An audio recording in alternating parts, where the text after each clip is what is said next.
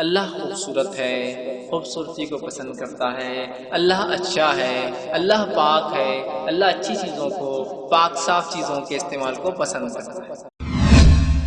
ارے وہ میرے سامنے کیا کھڑا رہے گا، اس کی کیا حیثیت مالی میرے سامنے؟ ہاں کر دیا نا چھوٹا اپنے بھائی کو۔ اور اس حد تک خوبصورتی پیمانہ ہے، انہوں کتنے خوبصورت ہے نا، اچھے چھوں گے انہوں کتنے کالے ہیں نا، برے چھوں گے انہوں۔ اور یہ بات ہمارا عقیدہ ہے، ہمارا ایمان ہے، انسان اپنی محنت سے نہیں کماتا، انسان اپنی تقدیر سے لے کر آتا ہے۔ مال و دولت محنت سے نہیں آتی، اگر محنت سے آتی ہوتی تو بیچارہ وہ سڑک پر جو دن اور رات گڑھے کرتا ہے کدال لے کر، سب زیادہ پسینہ بہاتا ہے۔ وہ لوگ جو بھٹیوں کے پاس بیٹھ کر بھٹیاں چلا رہے دن اور رات پسینہ بہاتے، محنت اگر وجہ ہوتی پیسہ آنے کی تو وہ سب سے زیادہ کماتے۔ جس کے دل میں ذرہ برابر بھی تکبر ہوگا، دکھاوا ہوگا، خود پسندی ہوں گی، غرور ہوں گی، جنت میں نہیں جائے گا، ہے نا۔ میں رشتہ اگر کروں گا تو ایسے ہی گھر میں کروں گا جو میرے لائق یا مجھ سے بڑا ہو، بنیاد پہ تو کہہ رہا ہے اسلام تو دینداری کہہ رہا ہے، دینداری کی بنیاد پہ نکاح ہونا چاہیے۔ تم کس بنیاد پہ کہہ رہے ہو پھر؟ سوشل سٹیٹس، مطلب دوسروں کو حقیر سمجھتے ہو تبھی تو ایسا کر رہے ہو۔ سب سے بڑی نعمت اللہ کی انسان پہ جو ہوتی ہے وہ کیا ہوتی ہے؟ اللہ اس کو نبی بنا دے، اور اس میں آخری نبی چنا جانا فضیلت پر فضیلت، نور لانا نور، سونے پر سہاگا۔ کتنی سخت بات کہی جا رہی ہے، وہ شخص جنت میں نہیں جائیں گا جس کے دل میں ذرہ برابر بھی کبر ہوگا۔ تو تکبر کیا ہے؟ حق کا انکار، دوسرا اللہ کی عطا کردہ نعمتوں کی بنیاد پر دوسروں کو چھوٹا، حقیر، کمتر سمجھنا، یہ تکبر ہے، یاد رکھیں۔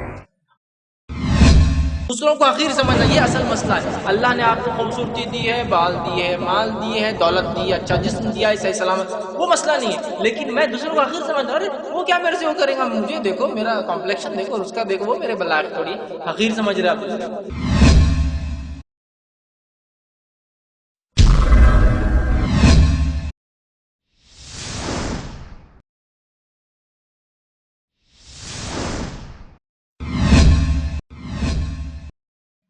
بسم اللہ الرحمن الرحیم، ان الحمد للہ نحمده ونستعینه ونستغفره ونعوذ باللہ من شرور انفسنا ومن سیئات اعمالنا، من يهدي الله فلا مضل له ومن يضلل فلا هادي له، واشهد ان لا الہ الا اللہ وحدہ لا شریک له واشهد ان محمدا عبدہ ورسولہ، وبعد فإن خیر الحدیث کتاب اللہ وخیر الحدی حدی محمد صلی اللہ علیہ وسلم، وشر الامور محدثاتها وكل محدثة بدعة وكل بدعة ضلالة وكل ضلالة في النار۔ وقال عز وجل في القرآن المجيد، أعوذ بالله من الشيطان الرجيم، بسم الله الرحمن الرحيم، يا أيها الذين آمنوا اتقوا الله حق تقاته ولا تموتن إلا وأنتم مسلمون۔ وقال يا أيها الناس اتقوا ربكم الذي خلق من نفس واحدة وخلق منها زوجها بث منهما رجالا كثيرا ونساء واتقوا الله الذي تسألون به والأرحام إن الله كان عليكم رقيبا۔ وقال يا أيها الذين آمنوا اتقوا الله وقولوا قولا سديدا يصلح لكم أعمالكم ويغفر لكم ذنوبكم ومن يطع الله ورسوله فقد فاز فوزا عظيما۔ اللهم صل على محمد وعلى آل محمد كما صليت على إبراهيم وعلى آل إبراهيم إنك حميد مجيد۔ اللهم بارك على محمد وعلى آل محمد كما باركت على إبراهيم وعلى آل إبراهيم إنك حميد مجيد۔ رب اشرح لي صدري ويسر لي أمري واحلل عقدة من لساني يفقهوا قولي۔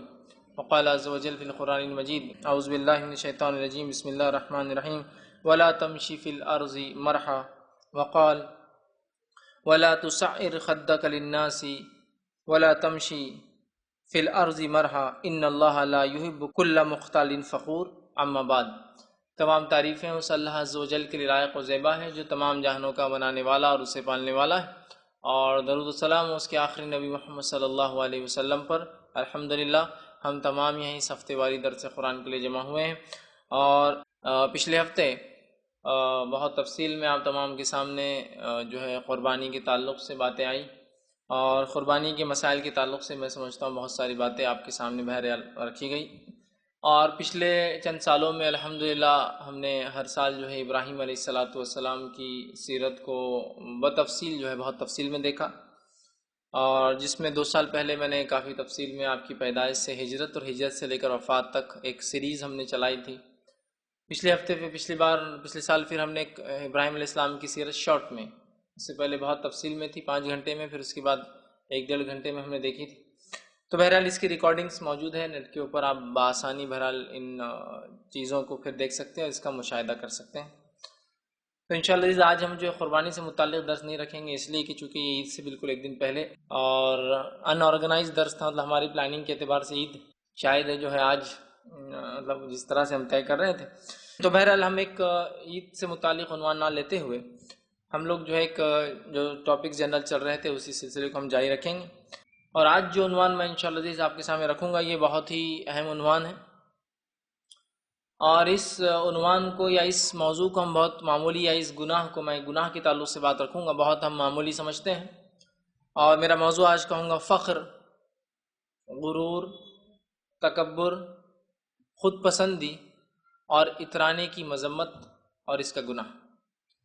فخر، اور یہ سب ہم معنی الفاظ ہے اردو زبان میں بھی، ویسے عربی میں تکبر کبر کا لفظ آتا ہے یا فخر کا لفظ آتا ہے، لیکن ہم معنی لفظ ہیں کہ اللہ کی عطا کردہ جسمانی یا مالی کسی نعمت پر اکڑنا، تکبر کرنا، دوسروں سے اپنے آپ کو بہتر سمجھنا، یا پھر اللہ کی ان نعمتوں کو جو جسمانی یا مالی ہیں دکھانے کے لیے استعمال کرنا.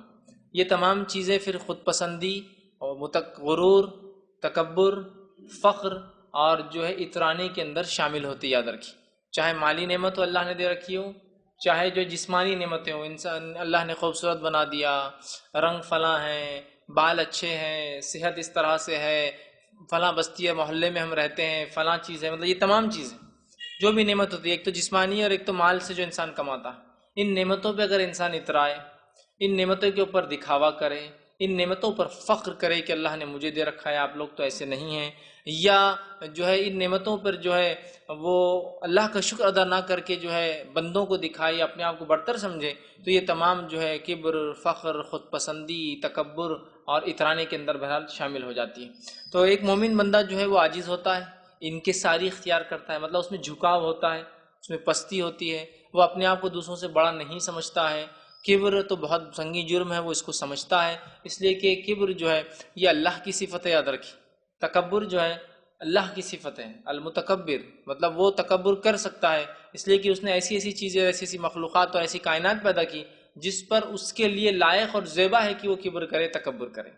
لیکن ہم جیسے انسانوں کے لیے جن کے حالات تو یہ ہے کہ اگر سڑک پر چلتے ہیں اور ایک ذرا سا پتھر سڑک پر اونچا نکل آئے تو اس کی ٹھوکر سے جب گرتے ہیں تو چہرے کا حال جو ہے بدحال ہو جاتا ہے. مطلب ہمارے اندر تو اتنی بھی صلاحیت نہیں ہے کہ اگر زمین پہ چلے اور ایک چھوٹا سا پتھر ہو تو اس کو ہٹا دے اپنے تکبر کی بنیاد پر، ہے نا. اور اللہ رب العزت نے قرآن میں بڑی پیاری مثال دی اور کہا وَلَا تَمْشِ فِي الْأَرْضِ مَرْحًا، اور زمین پر اترا کر نہ چل، اس لیے کہ تو پہاڑوں کی بلندی کو نہیں پہنچ سکتا. اگر کبر، تکبر اگر دنیا میں کسی مخلوق کو لائق اور زیبا ہوتا تو وہ پہاڑ کو ہوتا، اس لیے کہ بلندی میں وہ مثال ہوتا ہے، پہاڑ اونچائی میں مثال ہوتا ہے، مضبوطی میں مثال ہوتا ہے نا. لوگ اگر اونچائی کی مثال دیتے تو پہاڑ جیسا اونچی گھر بنا دیا، پہاڑ جیسا مضبوط آدمی ہے نا. تو گویا مضبوطی کے لیے مثال پہاڑ، بلندی کے لیے مثال پہاڑ، کسی جگہ ڈٹ کر بیٹھ جانے کے لیے مثال پہاڑ جیسا جم گیا ہو اس کے لیے مثال پہاڑ ہے نا. تو گویا اگر کسی کو اس اللہ کی مخلوق میں اختیار ہوتا، اگر کر سکتی تو پہاڑ ہوتا. اونچائی، مضبوطی کی، بڑے بڑے آندھی اور طوفانوں کو پہاڑ پلٹ دیتا ہے نا، تو پہاڑ کو ہوتا. لیکن نہ اونچائی میں ہم پہاڑوں کے جیسے ہیں، ہے نا.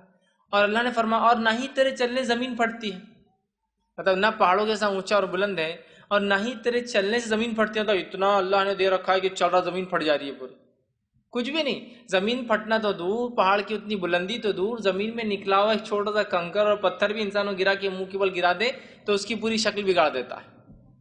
دیکھیے آپ کسی انسان کو ایک چھوٹا سا ایکسیڈنٹ ہو جائے، اللہ رحم کرے، پوری شکل و صورت بگڑ جاتی ہے ایک چھوٹا سا ایکسیڈنٹ، ہے نا. تو بہرحال اس بات کو سمجھنے کی ضرورت ہے.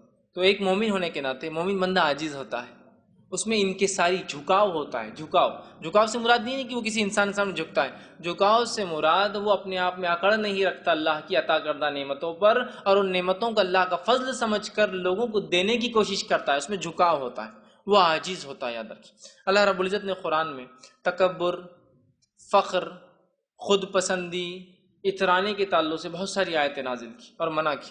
اور نہ صرف آیتیں، واقعات بھی پیش کیے کہ دیکھو واقعات کو دیکھ لو. کبھی ہوتا ہے میں آپ سے کہوں کہ یہ کام غلط ہے مت کرو، پھر میں کہتا ہوں یہ کام غلط ہے مت کرو، دیکھو اس آدمی کا انجام کیا ہوا جو ایسا کام کرتا تھا، تو بہت زیادہ کلیئر ہو جاتے ہیں، نہیں اپنا نہیں کرنا چاہیے، دیکھو اللہ نے کیا برا حال کر دیا اس آدمی۔ تو اللہ نے اس کی مذمت کی، اس کی تاکید کی کہ مت کرو، واقعات نقل کیے کہ کچھ کرنے والوں کا ہم نے کیا حال کیا دیکھ لو، تاکہ تم وہ چکر میں مت جاؤ، تم کبر مت کرو۔ اللہ کی جسمانی اور مالی نعمت، دو ہی نعمتیں ہوتی ہیں، جسمانی سیلف انسان کیسا ہے اور دوسرا مالی، ان نعمتوں پہ اتراؤ مت، یہ نعمتیں اللہ کا فضل ہے، جسے چاہتا ہے دیتا ہے، جسے چاہتا چھین لیتا ہے۔ ایک انسان معذور پیدا ہوا، اس میں کیا خامی تھی، اس میں اس کا کیا قصور تھا، اس میں اس کا کیا دوش اور جرم تھا، اللہ کی مرضی تھی اس میں کہ وہ چاہتا تھا اس کو ایسے آزمایا معذور سے۔ مجھے صحت دی تو اس میں میرا کوئی خصوصیت نہیں ہے، میرے خاندان کی، میرے والدین کی کوئی خصوصیت اور نیکی نہیں ہے، بلکہ اللہ چاہتا تھا مجھے جسم دے اور اس سے مجھے آزمائے کہ میں کیسا استعمال کرتا ہوں۔ تو بہرحال نعمت آزمائش، اللہ نے ایک کو مالدار ایک کو غریب پیدا کیا، دونوں کو آزما رہا ہے مالداری اور غربت سے۔ اس کو زکوٰۃ دیتا ہی نہیں دیتا ہے، صدقہ دیتا ہی نہیں دیتا ہے، مانگنے والوں کو مدد کرتا ہی نہیں کرتا ہے، مال کا صحیح استعمال کرتا ہی نہیں کرتا ہے، تکبر تو نہیں کر آزمایا جا رہا، یہ آزمایا جا رہا ہے کہ صبر کرتا ہی نہیں کرتا ہے، کم مال کے اندر خوش ہو، سمجھ، دونوں آزمائے جا رہے ہیں۔ تو ہمیں اسے تاکید کی، روکا تکبر سے، ٹھیک ہے، اور مذمت کی اس کی۔ اللہ رب العزت قرآن میں دیکھیے، میں نے ایک آیت آپ کے سامنے جو پہلی تلاوت کی وہ سورہ بنی اسرائیل یا سورہ اسراء، سورہ نمبر 17 آیت نمبر جو ہے 37 تھی، 37 تھی۔ اللہ دیکھیے کیا فرماتا ہے اس میں، اور اللہ نے فرمایا وَلَا تَمْشِ فِي الْأَرْضِ مَرْحًا، اور زمین پر اترا کر، اکڑ کر نہ چل۔ اترا کر یا اکڑ دونوں معنی ہو سکتا ہے کہ زمین پر جو ہے اترا کر نہ چل۔ اترانا سمجھتے ہیں نا آپ، ایک انسان جب چلتا ہے چال سے اندازہ لگا سکتے ہیں آپ کی اترا رہا ہے۔ یہ الگ بات ہے کہ کسی کی پیدائشی چال ویسی ہو، سمجھ رہے آپ بات کو؟ جیسے کہ ابو دجانہ رضی اللہ عنہ ایک صحابی تھے، اور ان کی چال ایسی تھی، چال ہی ایسی تھی کہ وہ کھڑے ہوتے تو چیسٹ باہر ہوتا تھا، سمجھ رہے آپ؟ مطلب فزیکلی ہی وہ ویسے تھے، جسمانی اوصاف ہی ایسے تھے۔ ایک تو ہو رہا ہے کہ میں ایکسرسائز کو جا رہا ہوں یا میں کچھ کر تو اپنا سینہ بتا رہا ہوں، دوسرا یہ کہ انسان کو اللہ نے بنائے پیدا ہی ویسا کیا۔ دیکھیے آپ کچھ لوگ ہوتے ہیں وہ ایسا ہی ہوتا ہے، مطلب پیدائشی ان کی چال ہوتی ہے وہ، تو یہ تو ایک الگ ایکسیپشنل کیس ہو گیا۔ تو ابو دجانہ رضی اللہ عنہ اسی طرح تھے، ایک دم جو ہے چوڑے اور سینہ باہر ہوتا تھا، ٹھیک، اور اس پر بھی کبھی جنگ کا موقع ہوتا تو اور اپنے آپ کو باہر نکال لیتے تھے سینے کو اور چلتے تھے ایک دم اکڑ کر۔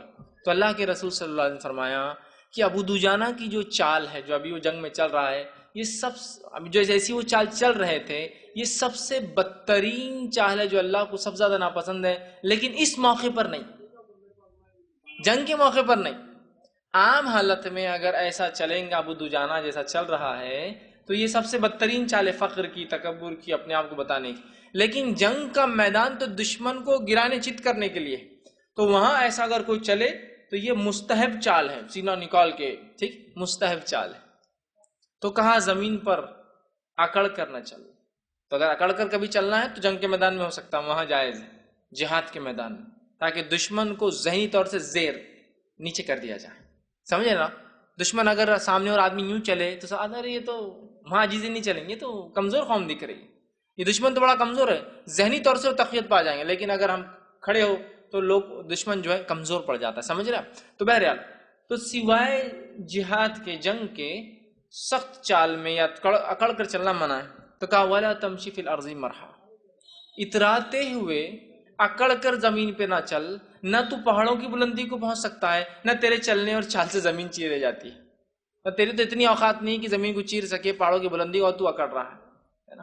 مطلب تیرے سے اونچی بھی مخلوقات ہم نے پیدا کی دنیا میں جن کو تو دیکھ سکتا ہے، ویسے چاند ہے، سورج ہے، یہ بھی بڑی بڑی مخلوقات ہے، لیکن ہم مشاہدہ نہیں کر سکتے نا کتنی بڑی ہے، لیکن پہاڑ تو بالکل آنکھوں سے دیکھ سکتے ہیں، بہت ماشاءاللہ اللہ کی بڑی مخلوق ہے۔ تو کہا دیکھ لے، تو یہ دونوں کام نہیں کر، لہٰذا اکڑ مت۔ دوسری جگہ اللہ رب العزت سورہ لقمان سورہ نمبر 31 آیت نمبر 18 میں فرماتا ہے، لقمان علیہ السلام اپنے بیٹے کو نصیحت کر رہے ہیں۔ لقمان علیہ السلام کی نصیحت جو آیت نمبر 7 سے شروع ہوتی ہے اس صورت کے اندر، ان نصیحتوں کو خاص طور سے والدین پڑھیں، اور اپنے بچے جب ایسی عمر کو پہنچتے، جب چیزوں کو سمجھنے لگے، ان کو پورا پڑھ کر سنا۔ یہ نصیحت ہے، مطلب یہ سیٹ آف انسٹرکشنز ہے جو ایک بچہ جب بالغ ہونے کو پہنچتا ہے، سمجھداری کو پہنچتا ہے، والد اس کو ضرور سنائے یہ بات ہے۔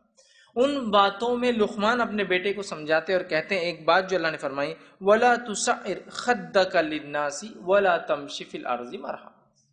کیا سنا رہے لقمان علیہ السلام؟ اے پیارے بچے، اے میرے بیٹے، وہ فرماتے وَلَا تُسَعِرْ خَدَّكَ لِلنَّاسِ، اپنے گالوں کو پھلا کر نہ چل۔ گالوں کو پھلانا یہ محاورہ ہے، مطلب یہ کہ ہوتا ہے نا ایک آدمی اکڑ سے ایسا دیکھ رہا ہے لوگوں کو، مطلب چہرے سے اندازہ ہو جاتا ہے اس کے کبر کا اور تکبر کا۔ پیدائشی کوئی انسان ویسا ہو وہ ایک الگ بات ہے، فزیکل اس کا جیسر، لیکن کچھ لوگ عام حالت میں ویسے نہیں ہوتے ہیں۔ اللہ نے پوزیشن دے دی اور وہ گال آپ محسوس کر سکتے، پوزیشن جب پوزیشن نہیں تھی چہرے سے اندازہ ہو رہا آپ کو، ارے تکبر ہے، ارے سمجھ رہا۔ تو اللہ فرما رہا ہے کہ لقمان نے نصیحت کیا میرے بیٹے، گال کو خدک للناس، لوگوں کے سامنے گال مت پھلا۔ محاورہ مطلب اتراتا ہوا مت چل، اکڑ کر مت چل، تکبر مت کر، خود پسندی کا اظہار مت کر، فخر مت جتا۔ اس کو بولتے ہیں عام زبان میں گال پھلانا، ہم بھی اردو زبان میں بولتے تھے وہ کیسا اکڑ کر چل رہا، گال پھلا کر چل رہا، وہی محاورہ اصل عربی کا۔ خدک، خد کہتے ہیں گالوں، خدک لین، لوگوں کو دیکھ کے گال مت پھلا، مطلب لوگوں کو دیکھ کر ہے میرے بیٹے اترا مت، اکڑ مت۔ اللہ نے جو نعمتیں دے رکھی ہے تجھے، تیرے والد کو، یا جسمانی اوصاف جو تجھے اچھا بنایا صحیح، تو اکڑو مت ان چیزوں پر۔ اور آگے فرمایا دیکھیے لقمان علیہ السلام نے وَلَا تَمْشِ فِي الْأَرْضِ مَرْحًا، پھر وہی آیت جو اوپر گزری سورہ بنی اسرائیل کی وہ ریپیٹ ہو رہی، اور جو ہے زمین پر اتراتا ہوا اکڑ کر نہ چل، نہ لوگوں میں اترا اور نہ زمین پر اترا کر اکڑتے ہوئے چل، اس لیے کہ اللہ وہ آگے فرماتے ہیں ان اللہ لا یحب کل مختال فخور، اس لیے کہ اللہ تعالیٰ فخر کرنے والے کو، اترانے والے کو پسند نہیں کرتا۔ اللہ تعالیٰ اترانے والوں کو، فخر کرنے والوں کو پسند نہیں کرتا۔ فخر جسمانی نعمتوں پر، فخر مالی نعمتوں پر جو اللہ نے دی۔ دو ہی نعمتیں ہوتی ہیں، ایک آدمی غریب ہے لیکن جسم اچھا ہے، اترا رہا ہے، ایک آدمی کچھ بھی نہیں لیکن مال ہے، اترا رہا ہے، تو یہ دو نعمتیں ہوتی۔ تو کہا زمین پر اکڑ کرنا چل، اللہ تعالیٰ اترانے والوں کو، اکڑ رکھنے والوں کو، خود پسندی بولتے ہیں اس کو اردو زبان میں، کہ اپنے آپ کو ہی سب کچھ سمجھنا، ایسا مت کر، اس لیے کہ اللہ ایسے لوگوں کو ہے میرے بیٹے پسند نہیں کرتا ہے۔ کئی اور آیتیں اللہ رب العزت نے گزاری۔ اب آئیے ایک واقعہ بھی سن لیتے ہیں، تکبر کا، اترانے کا، نعمتوں پر اللہ کی کیا نتیجہ ہوتا ہے۔ اللہ رب العزت نے ایک بہترین واقعہ سورہ قصص سورہ نمبر 28 اور آیت نمبر جو ہے 76 میں واقعہ فرمایا۔ واقعہ یوں چلتا ہے، اللہ رب العزت فرماتا اور کہتا ہے ان قارون کان من قوم موسیٰ، اور یہ واقعہ ہے کورہ کا، قارون کا جس کو عربی میں کہتے ہیں، انگلش زبان میں سے کورہ کہتے ہیں۔ تو یہ واقعہ ہے قارون کا۔ قارون کے بارے میں اللہ نے فرمایا کہ قارون موسیٰ علیہ السلام کی قوم سے تھا۔ اس کے تعلق سے کچھ مفسرین لکھتے ہیں اور کچھ مورخین جو ہسٹورینس ہیں وہ لکھتے ہیں کہ جو ہے قارون جو ہے موسیٰ علیہ السلام کا چچا زاد بھائی تھا، ریلیشن کے اندر بہت نزدیک تھا موسیٰ علیہ السلام سے، چچیرا بھائی تھا۔ واللہ عالم، ہم نہیں جانتے، بہت پرانا واقعہ ہے، لیکن ایک قول ہے تو رکھ رہا ہوں آپ کے سامنے، ٹھیک۔ اور یہ جو ہے ایک طرح سے بنی اسرائیل کا ایجنٹ بن بیٹھا تھا فرعونیوں کے پاس۔ فرعونیوں نے تو پورے بنی اسرائیل کو غلام بنا رکھا تھا، قارون کا معاملہ الگ تھا، لیکن تو اس کے جو اکنامیکل سٹیٹس جو قرآن بیان کر رہا ہے، اس اکنامیکل سٹیٹس سے ایسا ظاہر ہوتا ہے کہ شاید یہ ایجنٹ بن بیٹھا تھا بنی اسرائیلیوں کا فرعون کے پاس، کہ میں اتنے غلام لا کے دوں گا، ایسا کروں گا، مجھے اتنا مل جانا چاہیے۔ حالانکہ بنی اسرائیل پوری پستی میں تھی، لیکن قارون نہیں تھا۔ دیکھیں اللہ کہہ رہا ہے کہ قارون موسیٰ علیہ السلام کی قوم سے تھا، لیکن اس کا سوشل سٹیٹس دیکھیے، اس کا اکنامیکل، مالی اور سماجی حیثیت بہت اونچی ہے اس کی۔ تو اس سے ایسا لگتا ہے یہ شاید ایجنٹ بن بیٹھا تھا، مطلب میڈیٹر بن بیٹھا تھا بنی اسرائیل میں، اس میں کہ بنی اسرائیل کوئی چال بازی چلے تو جا کر وہاں بک دیا، اور فرعون چال بازی چلو دیکھ لو، تو فرعون اس کو عطا کر رہا ہے، دے رہا ہے، تو وہ مالدار ہو گیا۔ تو اللہ رب فرما رہا ہے اور کہہ رہا ہے ان قارون کان قوم موسیٰ، کہ قارون جو تھا یہ موسیٰ علیہ السلام کی قوم سے تھا۔ اب جو اللہ آگے فرماتا ہے اس کے تعلق سے، موسیٰ علیہ السلام کی قوم سے تھا، بس اس نے ان پر جو ہے سرکشی، اور ہم نے اسے خزانے دیے، اور بس اس قارون نے بنی اسرائیل پر سرکشی کی۔ تو اس سے میں بھی اندازہ لگا رہا ہوں کہ اس نے کیا کیا، سرکشی کہتے حد سے آگے بڑھنے کو، شاید ایجنٹ بن بیٹھا اور مخبر بن بیٹھا اور جو کچھ کیا قوم کے خلاف ہو گیا۔ تو اللہ نے فرمایا کہ سرکشی کی، اور پھر فرمایا اور ہم نے اسے اتنے خزانے دے رکھے تھے کہ اس کے خزانوں کی چابیاں ایک بڑی جماعت انسانوں کی مشکل سے اٹھا پاتی تھی۔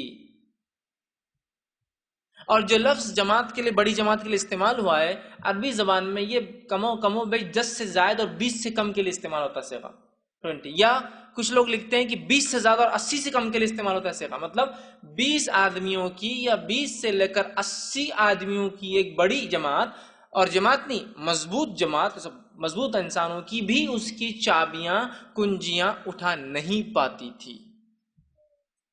سمجھ رہے آپ؟ مطلب اگر کوئی کہے کہ میرے گھر کی چابیاں لے جاؤ، اور کوئی بولے کہ چابی لے جانے ہم نے وہ ایک ٹرک لے کے آئے، چابیاں صرف گھر کی، تو اس سے اس کی حیثیت، استطاعت، مال و دولت کا اندازہ ہی لگایا جا سکتا. میرے اور آپ کے گھر کی 2-4 چابیاں ہوتی، کچھ لوگ گھر کی ایک چابی اور کچھ کا چابی نہیں ہوتی.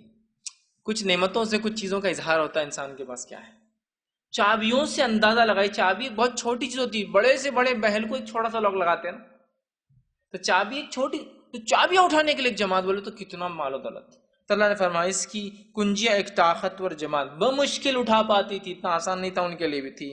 جب اس سے اس کی قوم نے کہا، اور موسیٰ علیہ السلام کو اللہ نے حکم دیا کہ جاؤ پھر قارون سے بات کرو اور کہو احسن کما احسن اللہ الیک، جا کر کہو اس سے احسان کر اپنی قوم پر. اے قارون، شاید یہ آزاد ہو گیا تھا ابھی یا غلامی میں تھا، جو بھی معاملہ تھا، احسان کر اے قارون اپنی قوم پر جیسا اللہ نے تجھ پر احسان کیا مال دے کر.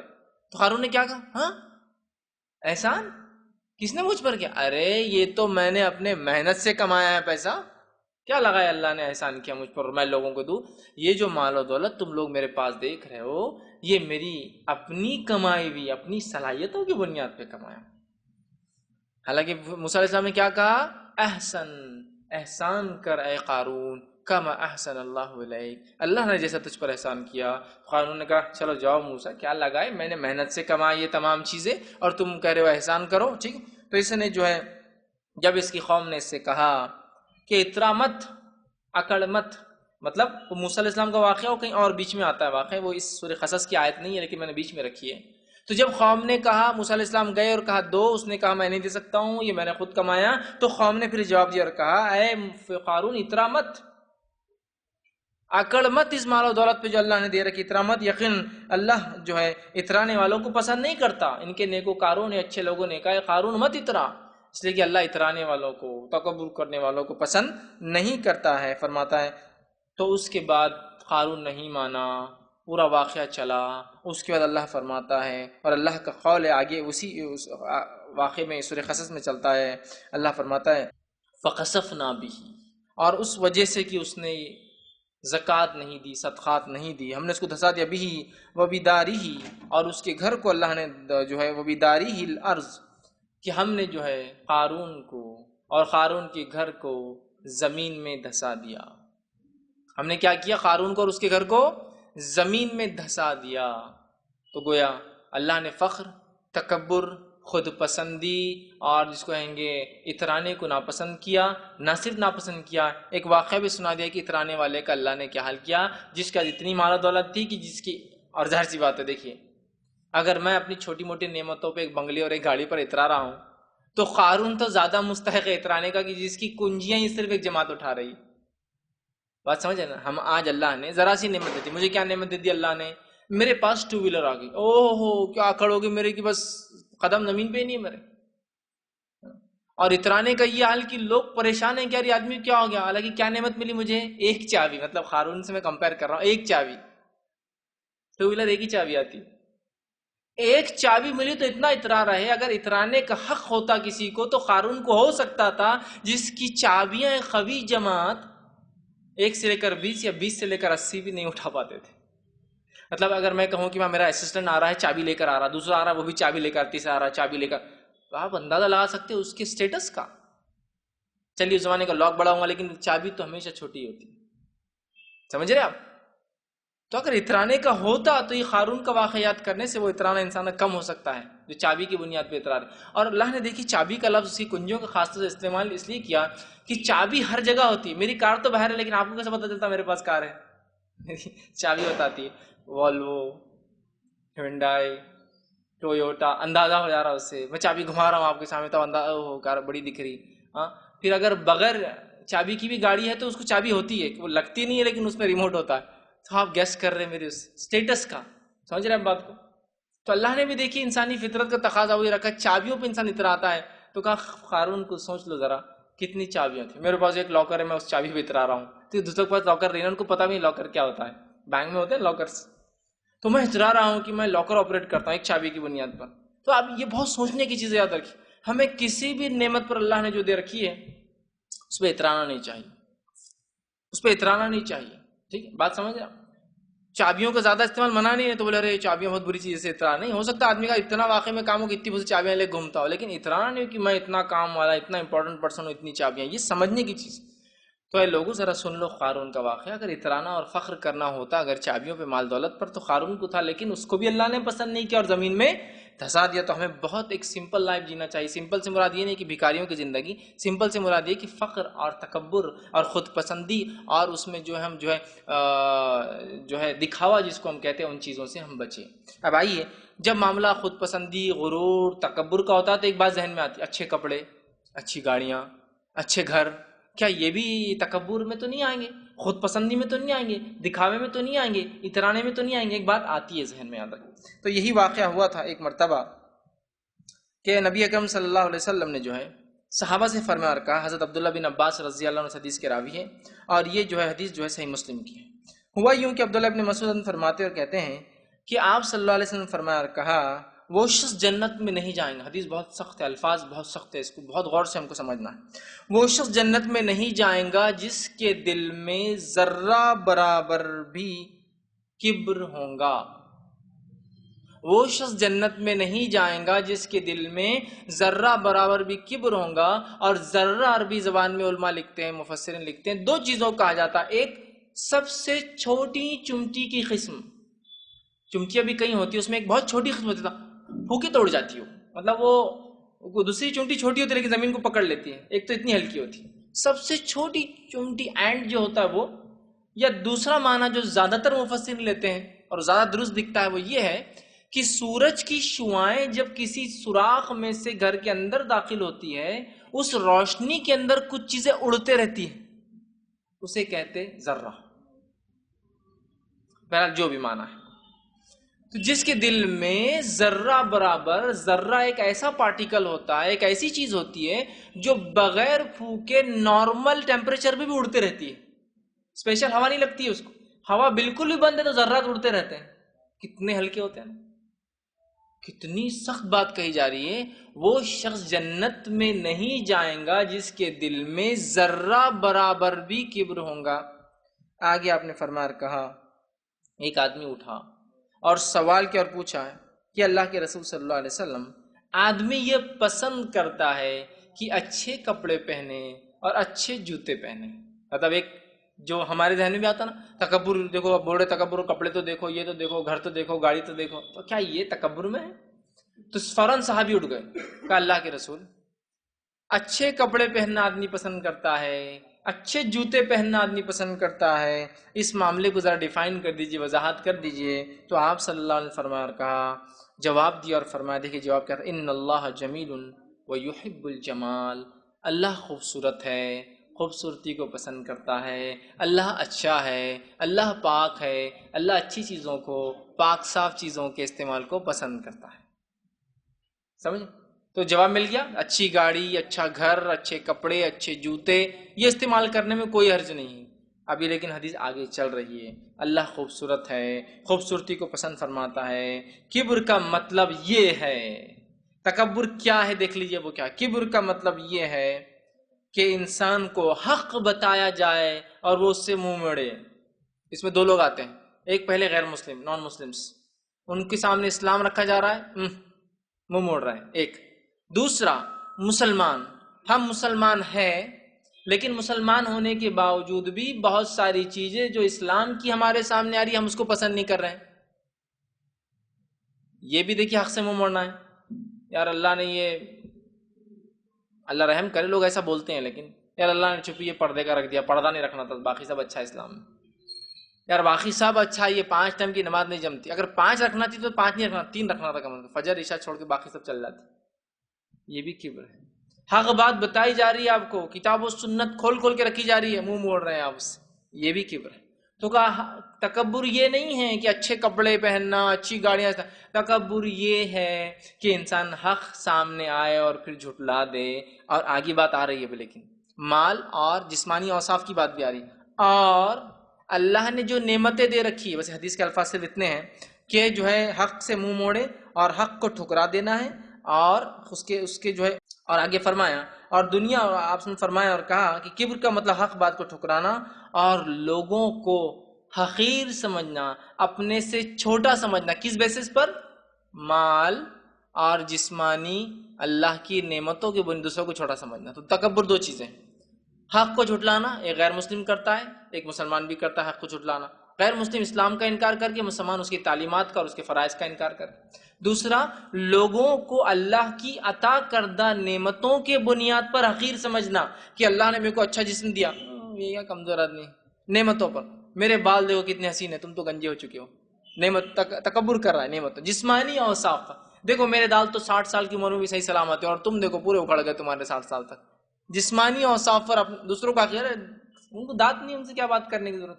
ارے یار ان کے پاس تو فلاں نہیں، ان کو کیا بات کریں گے؟ ارے یار وہ تو ایسا ہے، سمجھ رہے آپ، جسمانی اور صاف پر، سمجھ رہے آپ؟ تو تکبر کرنا جسمانی اور صاف پر۔ یا دوسرا، ارے وہ میرے سامنے کیا کھڑا رہے گا، اس کی کیا حیثیت مالی میرے سامنے، ہاں کر دیا نا چھوٹا اپنے بھائی کو۔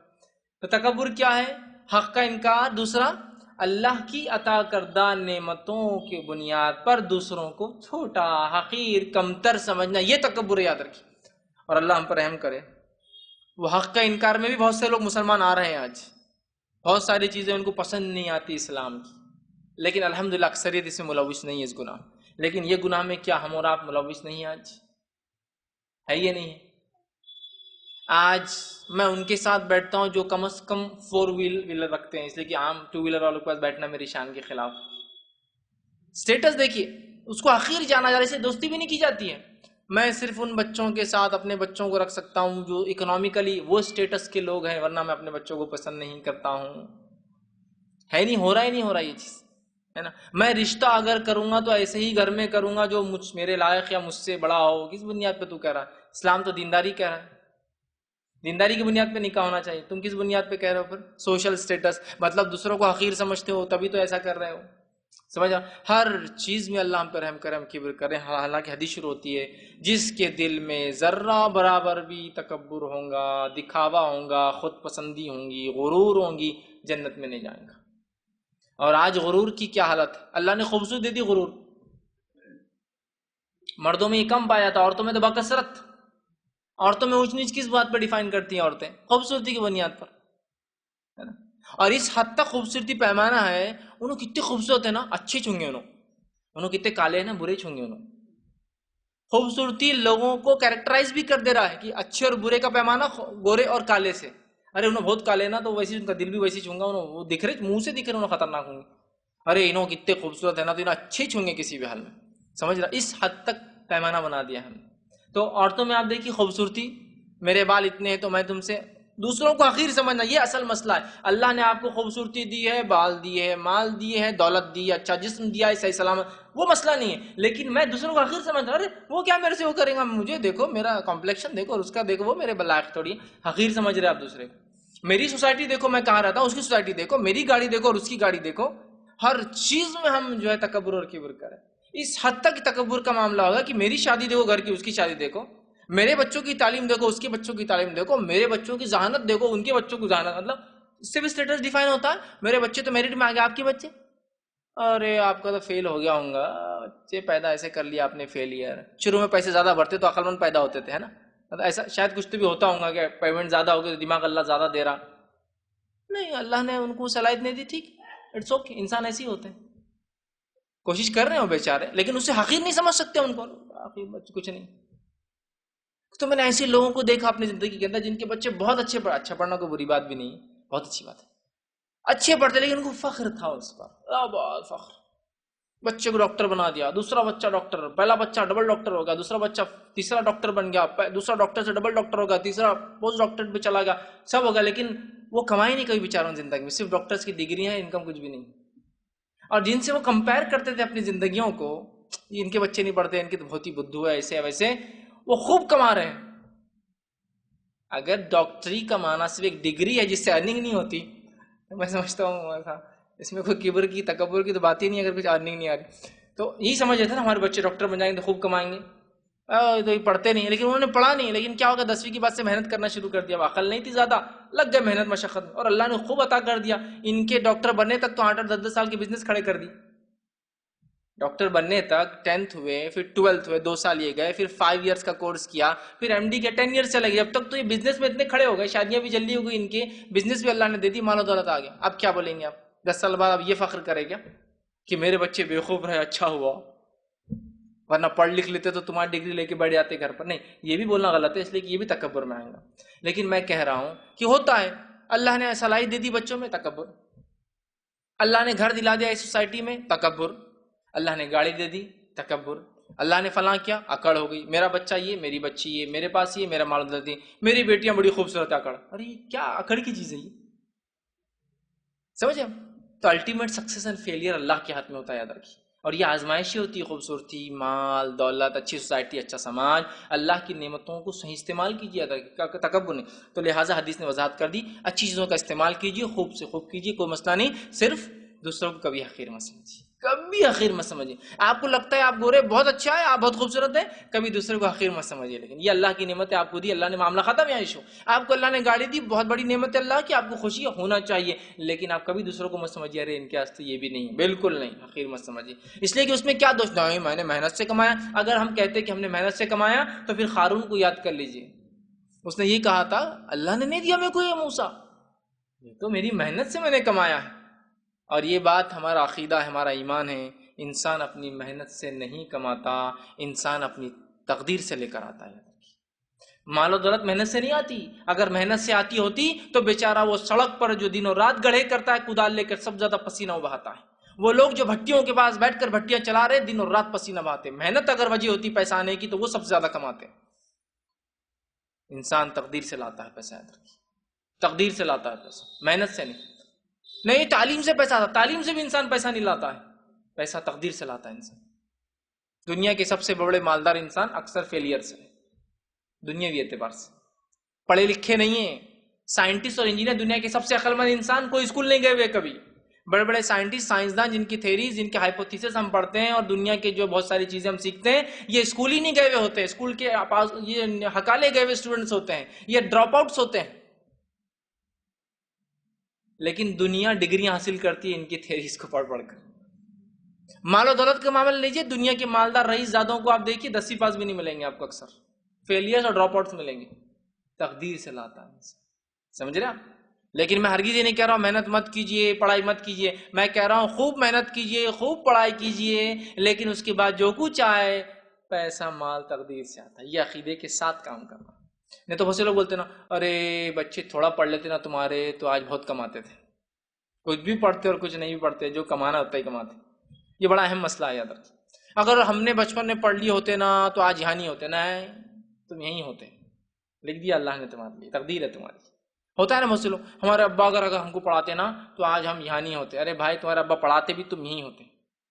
یہ تقدیر ہے ہماری. کیا اللہ نے تقدیر میں لکھا تم پڑھیں گے تو یہ کہنا؟ نہیں، تقدیر ہے. اللہ نے جتنا دینا ہے، جیسے دینا ویسے ہی دیں گے. سمجھ رہے بات؟ عام طور سے ہوتا جلدی دواخانے لے جاتے تو بچ جاتے تھے. میں وہاں کہتا ہوں کہ غلط ہے، اس لیے کہ تقدیر کو کوسنا ہے. کہیں بچتے تھے، مرنا تھا مر گئے. ویسے ہی نہیں، بچپن میں پڑھ لیتے تو آپ یہ بول سکتے پڑھ لیتے تو سمجھداری زیادہ ہوتی تھی، شاید دنیا سمجھ پا. لیکن یہ کہنا کہ کماتے زیادہ تھے، یہ ریلیونٹ ایشو نہیں. تو آپ دیکھیے، مال دولت، صحت، جسم، اللہ کی نعمتیں ہیں. جس کو چاہتا ہے جیسے چاہتا ہے ویسے دیتا ہے. شکر ادا کیجیے. تکبر اور کبریائی بڑائی کے لیے اس کو استعمال نہیں کرنا چاہیے. آئیے آگے ہم دیکھتے ہیں. نبی اکرم صلی اللہ علیہ وسلم فرماتے ہیں، حضرت سلمہ بن اکوا جو ہے رضی اللہ عنہ اس کے راوی ہے، وہ کہتے ہیں، وہ روایت کرتے ہیں کہ ایک آدمی رسول اللہ صلی اللہ علیہ وسلم کے پاس اپنے جو ہے بائیں ہاتھ سے کھانا کھا رہا تھا. آپ نے اس کو دیکھا اور وہ لیفٹ ہینڈ سے کھانا کھا رہا تھا. آپ نے کہا کل بیمینک، سیدھے ہاتھ سے کھا. تو اس نے کہا میرا سیدھا ہاتھ منہ تک نہیں جاتا. آپ نے کہا تیرا سیدھا ہاتھ منہ تک نہ جائے. اور وہ آدمی نے جو یہ کہا تھا جملہ، میرا سیدھا ہاتھ منہ تک نہیں جاتا، تکبر اور گھمنڈ کی بنیاد پہ کہا تھا. چونکہ شاید کچھ اس سوسائٹی میں، واللہ عالم اس کی تفصیلات تو نہیں ملتی ہیں، الٹے ہاتھ سے کھانا یہ گھمنڈ کی علامت تھی، تکبر کی. جیسا یہ بات تو ہم جانتے ہیں کہ گریک جو کلچر تھا، اس کلچر میں سیدھے ہاتھ پر لیٹنا اور لیٹ کر الٹے ہاتھ سے کھانا ایک بڑے پن کی علامت تھی. یہ آدمی سیدھے ہاتھ پہ لیٹ جائے تکیے کے بل اور کوئی اس کو ہاتھ سے کھلائے اپنے، یہ بڑے پن کی علامت تھی کہ میں اپنے ہاتھ سے بھی نہیں کھاتا ہوں. وہ بڑے پن کی علامت. تو ہو سکتا ہے عربوں میں یہ ہو کہ سیدھے ہاتھ پہ ریکلائن اور جھکنا اور الٹے ہاتھ سے کھانا. سمجھ رہا؟ تو وہ آدمی نے کبر کے بنیاد پر کیا کہا؟ اس کا ہاتھ جاتا تھا، پھر بھی کہا میرا سیدھا ہاتھ منہ تک نہیں جاتا. آپ نے کہا تیرا کبھی نہ جائے. اور راوی کہتے ہیں اللہ کے رسول کے یہ کہنا ساری زندگی اس کا ہاتھ پھر منہ تک نہیں گیا. وہ کھانا نہیں کھا سکا سیدھے ہاتھ سے. ہمیشہ کے لیے اس کا ہاتھ بیکار ہو گیا اور وہ کبھی اس ہاتھ سے کھانا نہیں کھا سکا. اسے تکبر سے کہا تھا نا سیدھا منہ تک نہیں جاتا. آپ نے کہا تیرا منہ تک نہ جائے. پھر تکبر بہت خطرناک چیز ہے. تو اس آدمی کو جسمانی تکبر تھا، مالی نہیں تھا، جسمانی. سیدھا ہاتھ رکھے الٹے ہاتھ سے کھانا کھا رہا. اللہ کے رسول دیکھیے ایک تکبر کیا اور بددعا کا مستحق بن گیا نبی کی. تو تکبر سے انسان نے بہت احتیاط کیا. اسی طرح جو ہے حارثہ بن وہب رضی اللہ عنہ کی ایک روایت ہے کہ نبی اکرم صلی اللہ علیہ وسلم کو انہوں نے فرماتے ہوئے سنا اور کہا، آپ سے فرما رہے تھے کیا میں تمہیں جہنمیوں کی خبر نہ دے دوں؟ کیا میں تمہیں جہنم میں کون کون جائیں گا ان کی خبر نہ دے دوں، انفارمیشن نہ پاس کر دوں؟ ٹھیک ہے. پھر آپ نے فرمایا خبر نہ دوں. ہر سرکش، بخیل اور متکبر جہنم میں. 3 لوگ کہا. ہر سرکش کہتے ہیں اپنے باؤنڈریز سے آگے چلے جانا، حدود کو پھلانگ دینا، لمٹس جو سیٹ کی گئی اس کو توڑ دینا، سرکشی. فرعون نے سرکشی کی، اللہ نے اس کو حکومت دی، بنی اسرائیل پہ ظلم کیا، سرکش. ہر سرکش انسان جہنم میں جائیں گا. ہر بخیل انسان جہنم میں جائیں گا. بخل، اللہ نے سب کچھ دے رکھا ہے لیکن خرچ کرنے کا نہیں، چپل بھی لے کے بغل میں ڈال کے گھومتا ہے، گھس جائیں گی نا. بخل. اور تیسرا فرمایا کہ تیسرا وہ انسان جو ہے جو کیا کرے گا، کبر، تکبر کرے گا. ان تینوں کو جو ہے اللہ تعالیٰ جو ہے جنت میں نہیں ڈالیں گا اور یہ جہنمی لوگ ہیں. اس لیے آپ نے کہا کہ میں کیا تمہیں جہنمیوں کی خبر نہ دے دوں؟ جہنم میں کون لوگ جانے والے؟ 3 لوگ بیان کے، سرکش، حدود کو لانگنے والا. دوسرا جو آپ نے فرمایا جو ہے ویسا شخص جو ہے جو بخیل ہے. تیسرا شخص جو ہے کیا کرتا ہے، تکبر جس کے اندر ہو. ہمیں چاہیے کہ ہم تکبر سے ہر ممکن اپنے نفس کو بچائے ورنہ جہنم میں جانے کی ایک وجہ ہے. اسی طرح آگے حدیث میں آتا ہے آپ صلی اللہ علیہ وسلم نے تکبر کی مذمت کی. اور ابو سعید خدری رضی اللہ عنہ حدیث کے راوی فرماتے اور کہتے ہیں نبی اکرم صلی اللہ علیہ وسلم فرمایا اور کہا جنت اور دوزخ میں ایک دن جھگڑا ہو گیا، باہم اختلاف ہو گیا، لڑ پڑے دونوں. جنت اور دوزخ یاد رکھیے یہ دیکھا جائے تو غیر مجسم چیزیں ہیں، ان کو جسم نہیں ہے، لیکن اللہ تعالیٰ اپنی مخلوق میں سے جس کو چاہے زبان دے سکتا ہے اور وہ بات کر سکتی ہے. وہاں مجسم تھے. تو ایک مرتبہ آپ نے فرمایا جنت اور جہنم لڑنے لگے. اور کیوں لڑائی ہوئی، دونوں میں جھگڑا کیوں ہوا؟ دوزخ نے پہلے کہا کہ میرے اندر بڑے بڑے سرکش اور متکبر لوگ ڈالے جائیں گے. میرے اندر کون ڈالا جائے گا؟ بڑے بڑے سرکش اور متکبر. تو جنت نے اس سے جھگڑا کیا اور اس کو جواب دیا اور کہا میرے اندر مسکین قسم کے اور جو ہے کمزور لوگ ڈالے جائیں گے. ضعیف، کمزور سے مراد فزیکلی کمزور نہیں، مالی کمزور، اثر رسوخ نہیں، کوئی نہیں پہچانتا ان کو، کوئی ان کو کچھ دیتا نہیں، کمزور. اور مسکین، غریب، پیسے بھی نہیں بیچاروں کے پاس. ٹھیک. تو میرے اندر کمزور اور مسکین لوگ جائیں گے. اور جہنم نے کیا کیا؟ میرے اندر سرکش. اور دونوں باہم اختلاف کرنے لگے، مطلب میرے اندر یہ جائیں گا، میرے اندر وہ جائیں گے. اب جب یہ اختلاف اور کمزور مسکین قسم کے لوگ ہوں گے تو اللہ نے ان کے درمیان فیصلہ سنا دیا. اللہ نے ان کے درمیان فیصلہ سنا دیا اور فرمایا جنت تو میری رحمت ہے، میں تیرے اندر اپنی رحمت کے ذریعے جس کو چاہوں گا ڈال دوں گا، تو تم جھگڑا مت کرو، میری رحمت جس کو چاہوں گا ڈال دوں گا. اور پھر فرمایا اور جہنم سے کہا اور میں تیرے ذریعے جسے چاہوں گا عذاب دوں گا، تم بھی جھگڑا مت کرو اس سے، تم دونوں کے بھرنے کا ذمہ یہ میرا ہوں گا. مطلب جنت اور جہنم اپنے شیئر مانگ رہے تھے اللہ سے، ہمارے اندر کون آئے گا، ہمارے اندر کون آئے گا. لیکن دیکھیے جہنم نے جب جنت سے اختلاف کیا، لڑائی کی، تو کیا جملے ادا کی، بہت اہم جملے. جہنم نے باقی تمام چیزیں نہیں کہی، کیا کہا؟ سرکش اور متکبر میرے اندر آنے والے ہیں. مطلب جب جنت جہنم کا اختلاف اور جھگڑا ہوا، لڑائی ہوئی، تو ظاہر سے لڑائی کے اندر انسان اپنی سب سے اچھی باتیں، اپنے فضائل بیان کرتا ہے یا اس کے پاس جو اسٹرینتھ ہے وہ بیان کرتا ہے. جہنم کیا کہہ رہی؟ میرے اندر تو سارے سرکش اور متکبر آنے والے ہیں، اور جنت بڑی میرے اندر تو ضعیف اور مسکین آنے والے ہیں. تو یہ جملے اصل تھے. میں نے جو رکھا یہ حدیث کو اس لیے رکھا کہ ان جملوں پہ دھیان دیجئے، جہنم میں کون جانے والا ہے. اور جہنم جب لڑ رہی جنت سے تو کیا بول رہی ہے، میرے اندر کون آنے والا ہے. اس لیے کہ لڑائی کے وقت انسان جو اپنی برتری بتاتا ہے اس کے اندر کیا خصوصیت ہے. تو جہنم کیا کہہ رہی ہے؟ سرکش اور سرکش میں اسلام کو انکار کرنے والا، اسلام مسلمان نام کا ہو کر مسلمانوں کو تکلیف، سب سرکشی. اور دوسرا متکبر. تکبر بہت سنگین جرم ہے، بہت سنگین جرم ہے. ہم کبھی جو ہے کبر نہ کرے اللہ کی کسی نعمت پر اپنے آپ کو بڑا نہ سمجھے، ہمیشہ عاجز. اور جتنا اللہ دینا اتنا عاجز، اتنا عاجز، اتنا عاجز، جتنا دے رہا ہے اللہ. نبی اکرم صلی اللہ علیہ وسلم سے زیادہ کوئی مستحق نہ تھا کہ دنیا میں تکبر کرے، بڑائی کرے، گال پھلا کر چلے، خود پسندی کرے، اپنے آپ کو دکھاوا کرے، اترائے، اس لیے کہ آپ نبی اکرم صلی اللہ علیہ وسلم اس نعمت کے حامل تھے جو نعمت اللہ رب العزت اپنے چنندہ بندوں میں کرتا ہے، اور چنندہ میں سے ایسے چنندہ تھے، اس لیے کہ انسان پر سب سے بڑا اللہ کا فضل یہ ہے کہ اللہ اس کو نبی بنا دے، اور اس میں بھی اللہ کے رسول کو ایک فضل حاصل تھا، آپ آخری نبی تھے۔ سب سے بڑی نعمت اللہ کی انسان پہ جو ہوتی ہے وہ کیا ہوتی ہے؟ اللہ اس کو نبی بنا دے، اور اس میں آخری نبی چنا جانا فضیلت پر فضیلت، نور لانا نور، سونے پر سہاگا۔ آپ اتنے بڑے پوزیشن کے حامل کہ دنیا میں اگر میری پہچان کارپوریٹر تک ہے تو میرا سینہ تھوڑا ٹائٹ رہتا، ایم ایل اے روز آتا جاتا، سینہ اور ٹائٹ ہو گیا، ایم پی کے گھر میں سیدھا بیٹھنا ہے تو سینہ اور ٹائٹ ہو گیا، سیدھا منسٹر لیول کا کوئی ہے تو سینہ اور ٹائٹ ہو گیا، پی ایم ای خود آتا جاتا آتے جاتے میرے گھر پہ سے، تو پھر تو انہیں ہوا میں رہتا، لوگ ہی اس کو جھیلتے رہتے، پورے خرچے بھی اس کو اٹھاتے رہتے زندگی بھر۔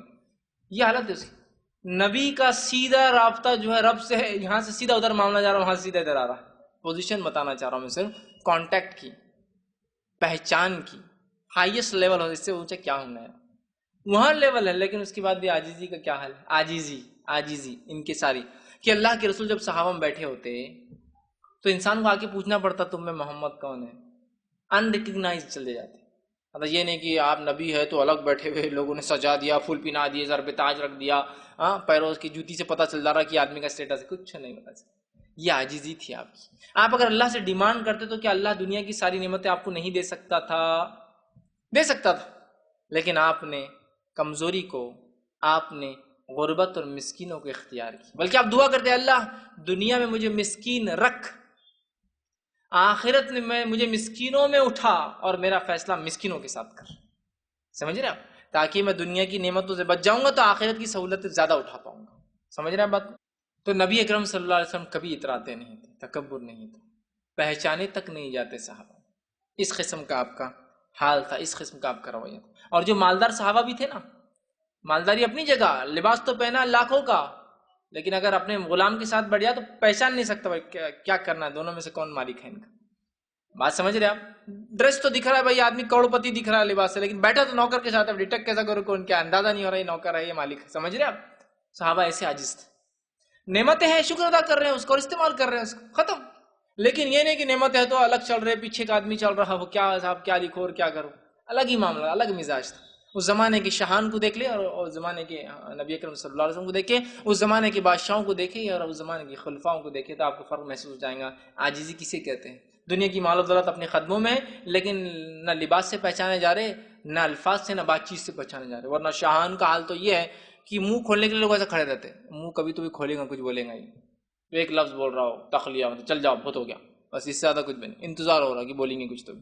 اور یہاں خلفائے راشدین کا حال یہ ہے کہ غلام کے ساتھ بات چیت چل رہی ہے، غلام کو لے کے گھوم رہے ہیں اپنے ساتھ، یا پھر ایک بار تو آتا ہے کہ امیر المومنین عمر ابن خطاب جو ہے زکوٰۃ کے اونٹ آ گئے تو اونٹ رگڑ گئے ایک دوسرے سے، وہ جو آ رہے تھے تو باڑے میں کم جگہ تھی تو رگڑ گئے، تو رگڑے سے کیا ہو گیا ان کی ہڈیوں کے اوپر گوشت نکل گیا ہوتا ہے، آپ دیکھیے جانور کو پنجرے میں ڈالی ویسے گھومتا گھومتا اور رگڑ کے وہ نکال لے۔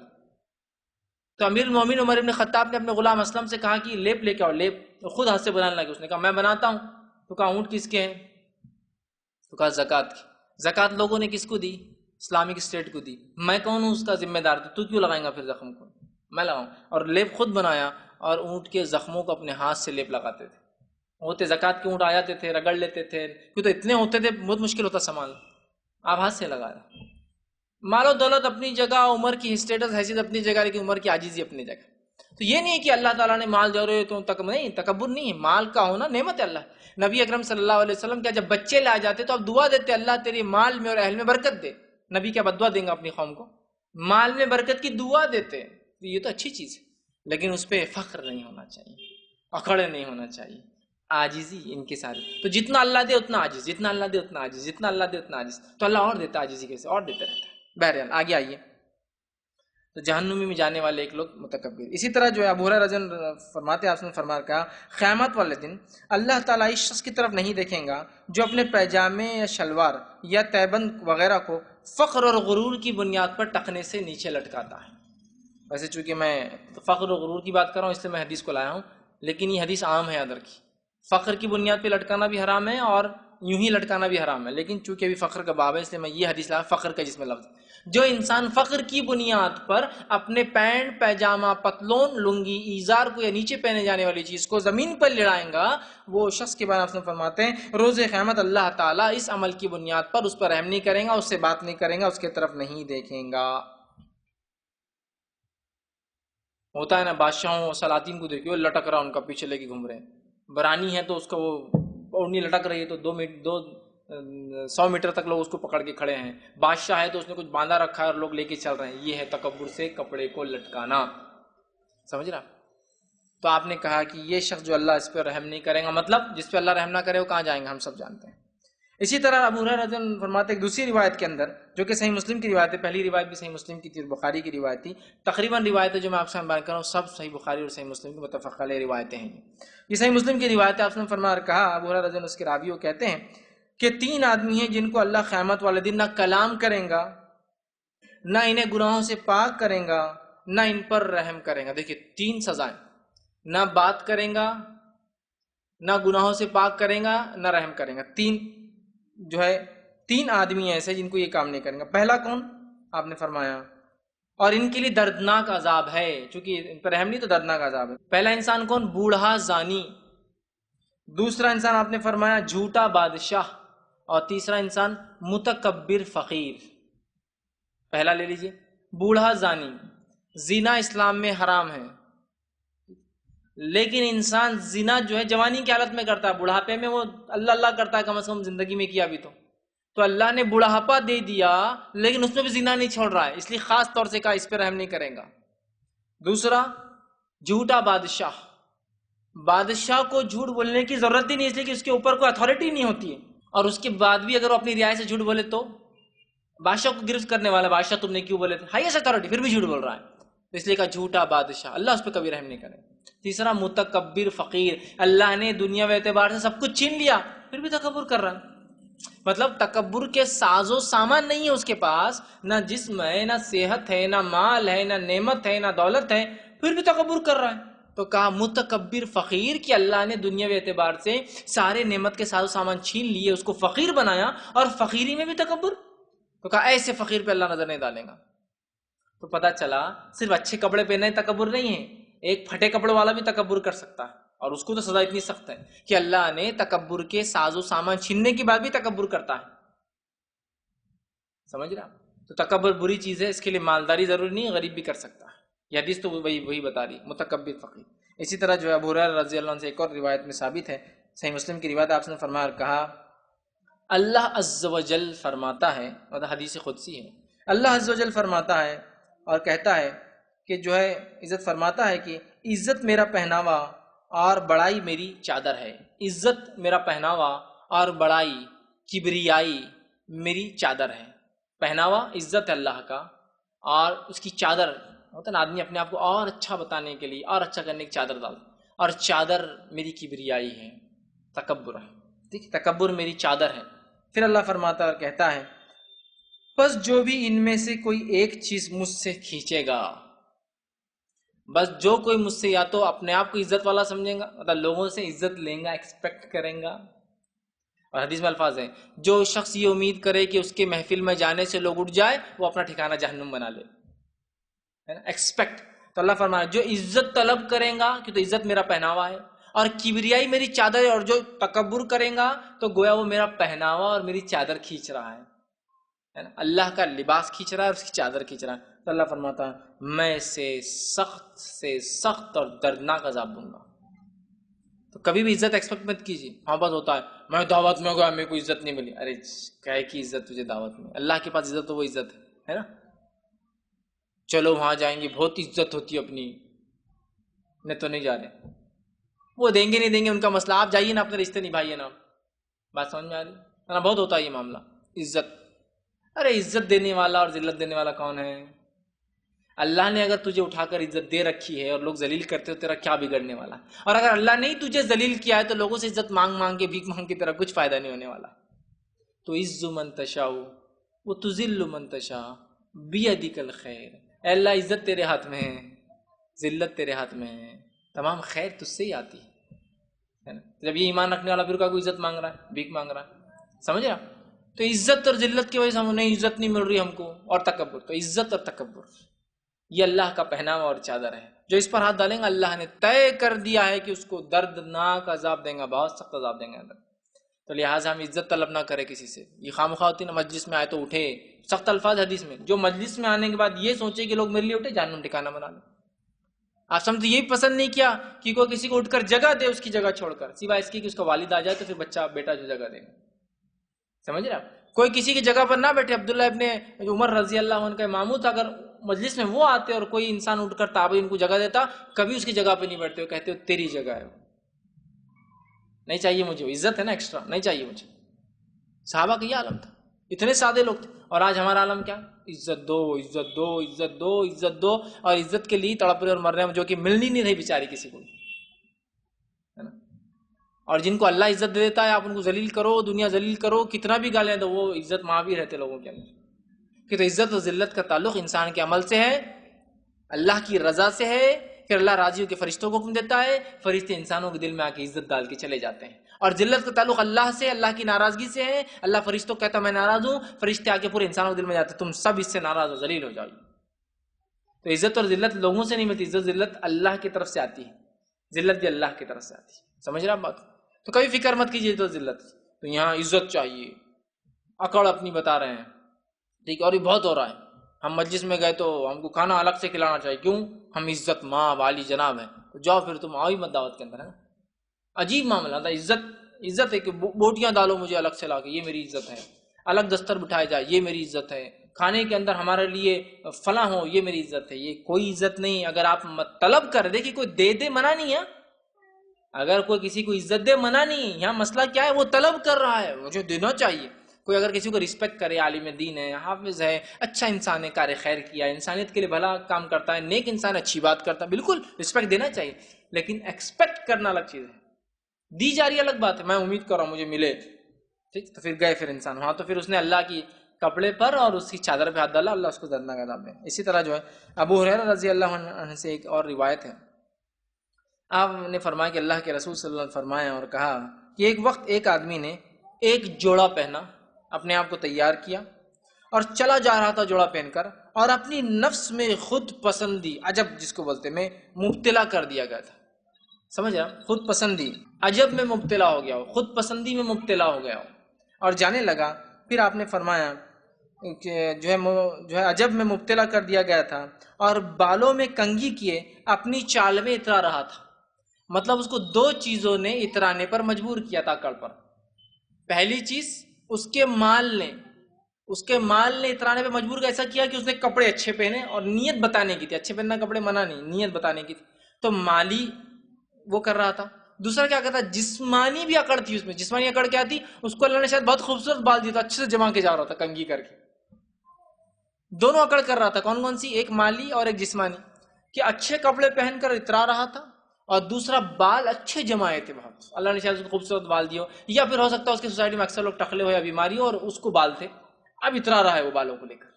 آج بھی ایسا ہوتا ہے، کسی کی بال چل جائے اور کسی کی بال رہ جائے تو بال جس کے ہے وہ فخر محسوس کر، بال جس کے وہ ایک دم چھوٹا محسوس کر رہا اپنے آپ، ہے نا؟ ہوتا ہے نا کہ بھائی آپ کتنے مالدار ہوں گے لیکن بال نہیں نا آپ کے پاس، ہم کتنے بھی غریب، بال تو دیا نا اللہ نے ہم کو، اور یہاں بھی تکبر چل رہا ہے۔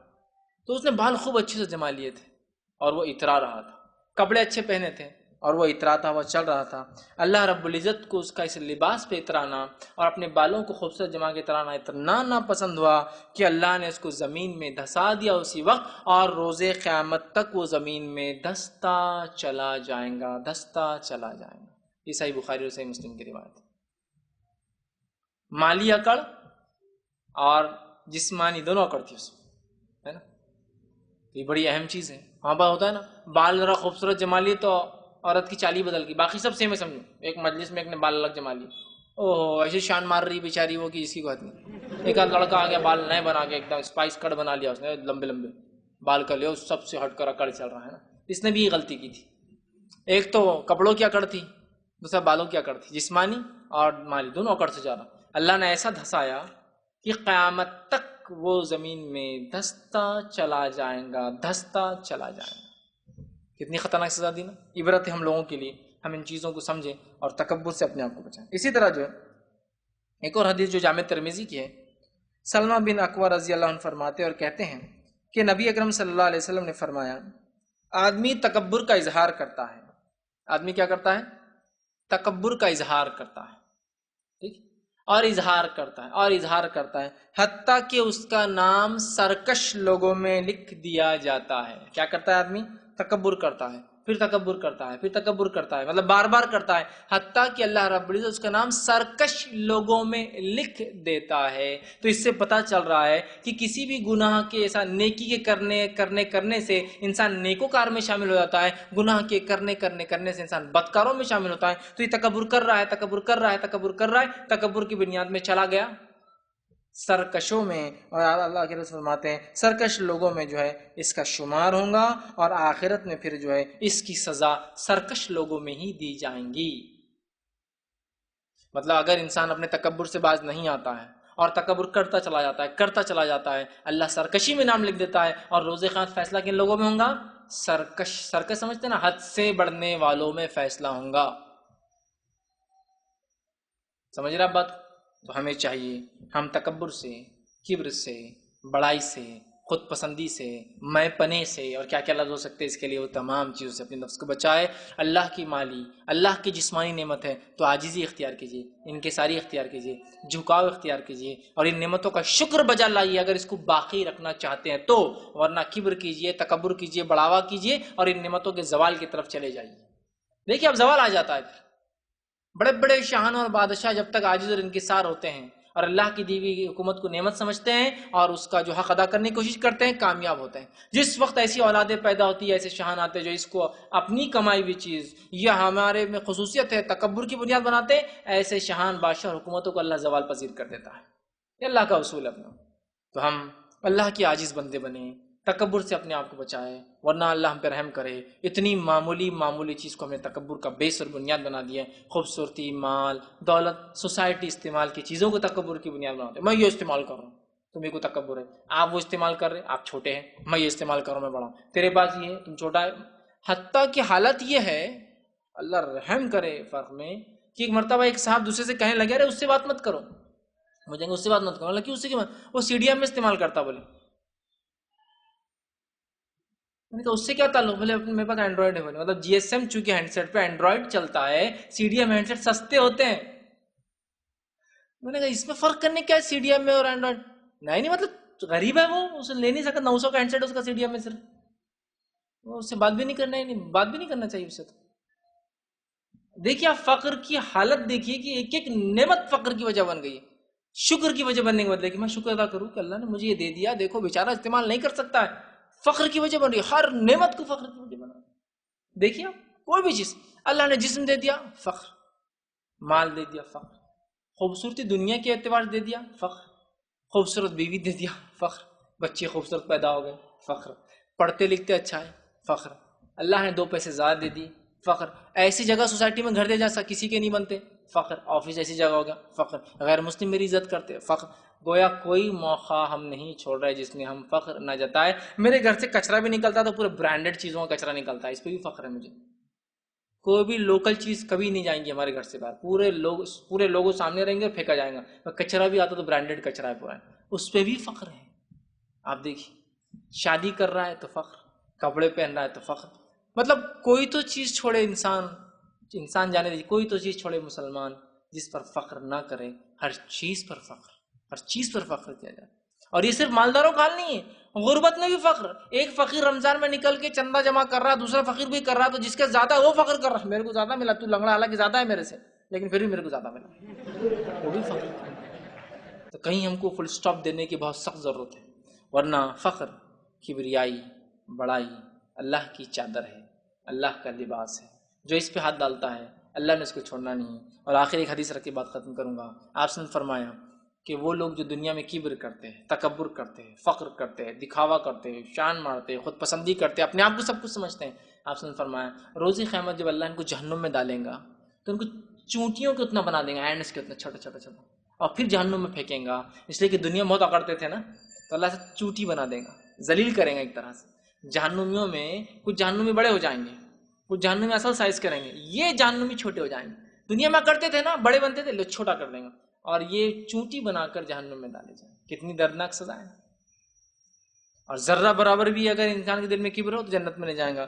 تو لہٰذا ہم لوگ آج جس سماج میں رہتے ہیں یہ مادہ پرست سماج ہے, مٹیریلسٹک سوسائٹی ہے, جس میں مادہ کتنا مٹیریل آپ پوزیس کرتے ہیں اتنی آپ کی عزت ہو رہی ہے. لوگ سمجھ رہے ہیں میری عزت ہوتی ہے. عزت اور عزت اللہ دیتا ہے. مادہ ہونا نہیں ہونا شکر کی علامت ہے کہ اللہ دیا ہے تو شکر. اور ہر آدمی جس حال میں شکر بجا رہا اللہ کا, چونکہ اللہ نے سب کو کچھ نہ کچھ نعمتیں دے ہی رکھی ہے. یاد رکھیے, دے ہی رکھی ہے. اگر مجھے پورا جسم دیا نا تو یہ نعمت ہے, لیکن اگر کوئی دوسرا میرا مسلمان بھائی پیر سے معذور ہے تو بھی اللہ کا شکر منائیں. اس لیے کہ پیر کے معذوری کی بھی قسم ہوتی ہے. مکمل نہ چلنے والا, کچھ حد تک چلنے والا, بیساکھیوں سے چلنے والا. تو جو کچھ نہیں چلتا ہے اس کے مقابلے میں بیساکھی کے چلنے والے کو بھی اللہ نے نعمت دی. چل تو سکتا ہے, سمجھ رہے آپ بات؟ نہیں میں تو چل نہیں سکتا ہوں, تو اس کو دیکھ, تو جس کے اللہ نے ہاتھ بھی نہیں دیے ہیں, تجھے پیر نہیں دیے, صرف ہاتھ سے کام تو کرتا ہے نا. اس کو تو ہاتھ بھی نہیں دیے, شکر کر کے تجھے ہاتھ دیے. نہیں ہاتھ نہیں دیے گئے, اس کو ہاتھ اور پیر نہیں, وہ کیا کرے؟ وہ بھی شکر کرے. ہاتھ پیر کے ساتھ اگر پاگل پیدا ہوتا تو, اور اندھا پیدا ہوتا تو, اور گونگا اور بہرا پیدا ہوتا تو, چل ہاتھ پیر نہیں ہے تو کم از کم سمجھ رہے آپ, بول سکتا ہے, دیکھ سکتا ہے, سمجھ سکتا ہے نا. تو یہ بھی نعمت ہے اللہ کی. یاد رکھیے, بڑی اہم چیز ہے, بڑی اہم چیز ہے, بہت اہم چیز ہے. اس کو سمجھنے کی بہت سخت ضرورت ہے. یاد رکھیے. اور اپنے نفسوں کو ہم کبر سے بچائیں, تکبر سے بچائیں.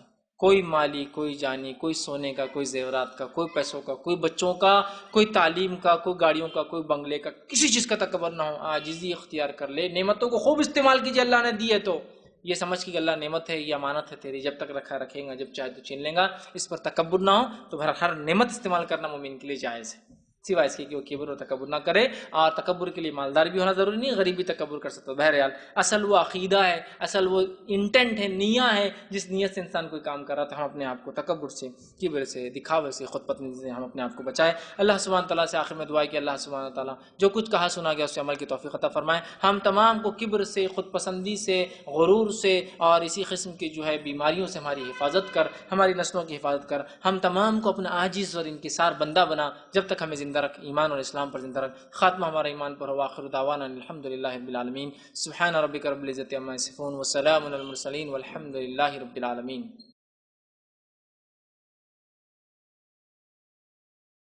کسی نے ایک اچھا سوال کہا ہے, حج اکبر کا کیا معنی ہے اور اس کی کیا اہمیت ہے؟ بہت چلا حج اکبر, حج اکبر, یہ سال حج اکبر ہے, حج اکبر ہے, اور میں بھی پریشان ہو گیا تھا حج اکبر سے.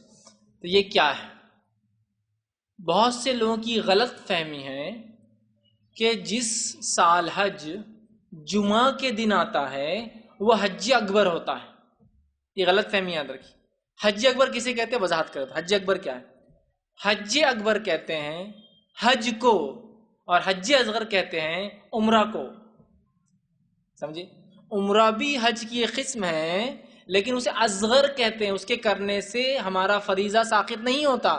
تو عمرے کو کہتے ہیں حج اصغر. اسی لیے دیکھیں, آپ عمرہ کو جائیے یا حج کو جائیے, عرب آپ کو کیا بولیں گا؟ حاجی, حاجی بولیں گا. حاجی طریق, حاجی راستہ ہے, حاجی, حاجی بولتے ہیں. کیوں حاجی بولیں گے؟ آپ بولیں گے دیکھو عرب ہو کے اس کو معلوم نہیں حاجی, میں تو عمرے کو آیا ہوا ہے. اس کو معلوم ہے عمرہ کرنے والا بھی حاجی رہتا اور حج کرنے والا بھی حاجی. عمرہ حج اصغر ہے اور حج حج اکبر ہے. اب ہمارے پاس ایک نیا مسئلہ, عمرہ عمرہ ہے اردو میں, حج حج ہے, اور جمعے والا حج حج اکبر ہے. تو بولے یہ سال تو حج اکبر تھا, بول کے لوگ تڑپ تڑپ کے نمبر لگائے. اور جو بیچارے نہیں جا سکے کسی وجہ سے, جیسا کہ ہوا نا, اللہ ان پر رحم کرے, 100 لوگ ایسے تھے ہندوستان سے جن کو ایجنٹوں نے ٹھگ لیا, نہیں جا پائے بیچارے. تو ان کو ڈبل صدمہ لگا. حج کو نہیں جانے کا ایک صدمہ, حج اکبر کا دوسرا صدمہ. تو بھائی میرے, حج اکبر نام کی کوئی چیز نہیں ہے سوا حج کو ہی حج اکبر کہتے ہیں اور عمرے کو حج اصغر کہتے ہیں. تو کوئی جمعہ کو آنے والا حج زیادہ فضیلت کا حامل اور غیر جمعہ آنے والا کم فضیلت کا حامل, ایسا نہیں ہوتا ہے. تو لہٰذا حج اکبر کا معنی حج ہے, حج اصغر کا معنی عمرہ ہے, اور حج اکبر کی کوئی خاص اہمیت نہیں ہے اس لیے کہ وہ حج ہے. جمعہ کو آنے والا حج حج اکبر ہوتا نہیں بولے اللہ کے رسول نے جب حج کیے تھے تو وہ جمعے کا دن تھا, وہ حج اکبر تھا. ارے میرے بھائی, حج اکبر قرآن نے کہا, اللہ کے رسول نے جس سال حج کیا اس سال عربوں کی وہ تاریخ صحیح چل رہی تھی. مطلب وہ کیا کرتے تھے, ہر سال مہینوں کو سرکاتے تھے. اس سال لیکن مہینے اپنے وقت پہ, اس لیے اللہ کے رسول خطبہ ہے نا, اس سال سارے مہینے اپنے جو ہے وقت جو ہے آ کر پھر اسی دور پر آ گیا, مطلب اب صحیح ٹائم پر آئے. اللہ کے رسول نے جس سال حج کیا اس سال عرب جو گڑبڑ کرتے تھے نا مہینوں میں، 3 سال ایک ساتھ جو ذی القعدہ، ذی الحجہ اور محرم 3 حرمت والے مہینے ساتھ آتے تھے، تب ان کو تو لوٹ مار سے برداشت نہیں ہوتی تھی، تو 2 مہینوں کو لاتے تھے اور 1 مہینے کو کیا کرتے تھے معلوم آپ کو؟ محرم کو بولتے تھے یہ سال محرم جو ہے آخری میں آئیں گا، اس کو شفٹ کر دیتے تھے، تو ایسے شفٹنگ چالو رہتی تھی۔ لیکن جس سال اللہ کے رسول نے حج کیا اس سال عربوں کے نزدیک محرم تبھی آ رہا تھا، مطلب مہینوں کی گنتی برابر چل رہی تھی۔ آپ نے کہا زمانہ آ کر پھر وہیں رک گیا اپنی اصل اس پر، اور آج کے بعد اب دن کوئی نہیں بدلیں گا، یہاں سے سال جیسے کہ ویسے چلیں گے، سمجھ رہے آپ؟ اسی لیے آپ نے کہا تھا، اور اس سال جو حج آیا تھا وہ جمعے کے دن تھا، تو حج قرآن میں لفظ حج اکبر، ارے حج اکبر سے مراد اللہ کے رسول کو عمرے کا موقع نہیں ملا تھا نا حج اصغر کا، تو اللہ نے سیدھا حج اکبر کرا دیا آپ سے، مطلب عمرہ نہیں کرایا حج کرا دیا، یہ مانا تھا میرے بھائی۔ تو بہرحال حج اکبر بولے تو حج کو کہتے ہیں، اور جمعے کے دن آنے والے حج کو اس کو حجی کہتے ہیں، اس کی کوئی خاص فضیلت نہیں ہوتی ہے۔ السلام علیکم۔ وہ اپن قربانی کے اندر اللہ کے رسول کو بھی کر سکتے ہیں، ساتھ اس سے اپنے سندر بڑے جانور کے اندر، تو اللہ کے رسول کی طرف سے کر سکتے قربانی۔ دیکھیے بھائی نے ایک سوال کیا، کیا نبی اکرم صلی اللہ علیہ وسلم کے نام سے حصہ ڈال سکتے ہیں، قربانی کر سکتے ہیں؟ اس معاملے میں یاد رکھیے جو میرا علماء کی مختلف رائے ہے علماء اس معاملے میں، جو بات میں صحیح سمجھتا ہوں وہ ایک قول آپ کے سامنے رکھ رہا ہوں، وہ یہ ہے کہ جو میت وفات سے پہلے وصیت کرے اپنی قربانی کی، اس کی وصیت وفات کے بعد کرنا درست ہے۔ نبی اکرم صلی اللہ علیہ وسلم نے اپنی آخری قربانی میں امت کی طرف سے قربانی کر دی، امت کو وصیت نہیں کی تم کرو۔ آپ نے فرمایا کہ آخری آپ نے جو قربانی کی 2 چیت کبرے بکرے تھے خسی کیے ہوئے، اور آپ نے کہا اے اللہ ایک میرے اور میرے آل کی طرف سے اور ایک میری امت کے ان لوگوں کی طرف سے جو ابھی آئینی اور قربانی نہیں کر پائیں گے۔ اللہ کے رسول کتنا خیال رکھتے تھے امت کے لیے، فیوچر میں آنے والے لیکن بیچارے نہیں کر پائیں گے، تو اللہ کے رسول نے ہماری طرف سے کر دی، الٹا معاملہ ہے نہ کہ ہم ان کی کریں۔ تو لہٰذا جو میت وصیت کرے ان کی کرنا چاہیے، جو میت وصیت نہ کرے تو ان کی ضرورت نہیں ہے۔ اب اگر کوئی قربانی کرنا چاہے میت کے نام سے تو کیا کرے؟ تو میت کے نام سے قربانی نہیں ہوگی، قربانی کا ثواب تک کرنے والے کو ملیں گا۔ ہاں اگر قربانی کر کے پورا گوشت میت کے نام سے تقسیم کرے تو انشاءاللہ میت کو ثواب ملے گا۔ کیوں؟ اس لیے کہ وہ مال تقسیم مطلب چیز دینے میں آئیں گا نا، سمجھ رہے ہیں بات کو؟ کہ آپ قربانی کرنا چاہے، سمجھ لیجیے آپ کے دادا کو ثواب پہنچانا ہے، والدہ کو، والد ہے منتقل فوت شدہ، تو آپ قربانی کیجئے، ثواب آپ کو ملے گا، لیکن اس گوشت کو پورا تقسیم کر دیجیے، صدقہ کر دیجیے، صدقے کا ثواب ان کو پہنچ جائے گا۔ بات سمجھے؟ لیکن کچھ علماء نے کہا نہیں، میت کے نام سے قربانی ہو سکتی ہے، اس میں بڑی لمبی بحث ہے، لیکن جو سادہ بات جو سمجھ آ رہی وہ یہ ہے نبی اکرم صلی اللہ علیہ وسلم چونکہ ہم سے کوئی وصیت نہیں کی لہٰذا ہم کو ضرورت نہیں ہے، اور اگر یہ نبی سے محبت کی علامت ہے تو ابوبکر صدیق رضی اللہ عنہ نے کتنی بار آپ کا حصہ کیا، عمر ابن خطاب نے کتنی بار کیا، جو عثمان ابن عفان، جو کہ دیکھیے 2 پہلے سسر ہیں، دونوں بھی خسر ہیں، ابوبکر صدیق اور عمر ابن خطاب 2 خلیفہ، بعد کے 2 داماد ہیں عثمان ابن عفان، علی بن ابی طالب رضی اللہ عنہما، ان لوگوں میں سے کسی نے بھی اللہ کے رسول صلی اللہ علیہ وسلم کا حصہ نہیں ڈالا۔ حضرت علی کے تعلق سے جو آتا ہے کہ حضرت علی اللہ کے رسول صلی اللہ علیہ وسلم کا حصہ کرتے تھے، ابو داؤد کی حدیث ہے لیکن وہ حدیث ضعیف ہے، اس پہ کلام ہے، لیکن اگر کوئی for the sake of argument بحث کے لیے کہیں نہیں وہ حدیث صحیح بھی ہے، تو اس حدیث میں یہ ہے کہ نبی اکرم صلی اللہ علیہ وسلم نے جو کیا کیا تھا، حضرت علی کو حدیث میں الفاظ ہے وصیت کی تھی کہ میرے بعد علی تم قربانی کرنا، اسی حدیث سے میں استدلال کر رہا ہوں کہ جو میت وصیت کرے اس کی قربانی ہوں گی، سمجھ رہے ہیں؟ تو لہٰذا چونکہ اللہ کے رسول صلی اللہ علیہ وسلم نے وصیت نہیں کی لہٰذا ہم کو قربانی کرنے کی ضرورت نہیں ہے، اور اگر کسی کو ثواب پہنچانا کسی میت کو تو میں سمجھتا ہوں زیادہ مستحق ہمارے لوگ ہیں، انبیاء علیہ السلام کی کیا کہنا، ان کے لیے تھوڑی ہم کو مغفرت کا معاملہ ہے، ہم لوگ اپنے لیے کچھ پھر کرنا ہے تو اپنے لیے کریں، ٹھیک ہے، لیکن اگر کوئی کہے نہیں میت کی طرف سے ہوں گی تو پھر مشکل یہ کہ زندوں کا کب کریں گے آپ؟ اللہ کے رسول صلی اللہ علیہ وسلم کا، پھر کہیں اور انبیاء ہیں العزم انبیاء ان کا، پھر صحابہ کا، پھر میرے دادا کا، پردادا کا، پھر ابا کے احسانات ابھی تک باقی ان کا، پھر زندگی میں اگر کوئی بیٹے مر گئے تو ان کا، کس سے کریں گے؟ بہتر چیز ہے آپ کر لیں انشاءاللہ عزیز، وہ اتنا کافی ہو جائے گا۔ کسی نے ایک سوال کیا، کیا سنی لڑکی شیعہ سے شادی کر سکتی ہے؟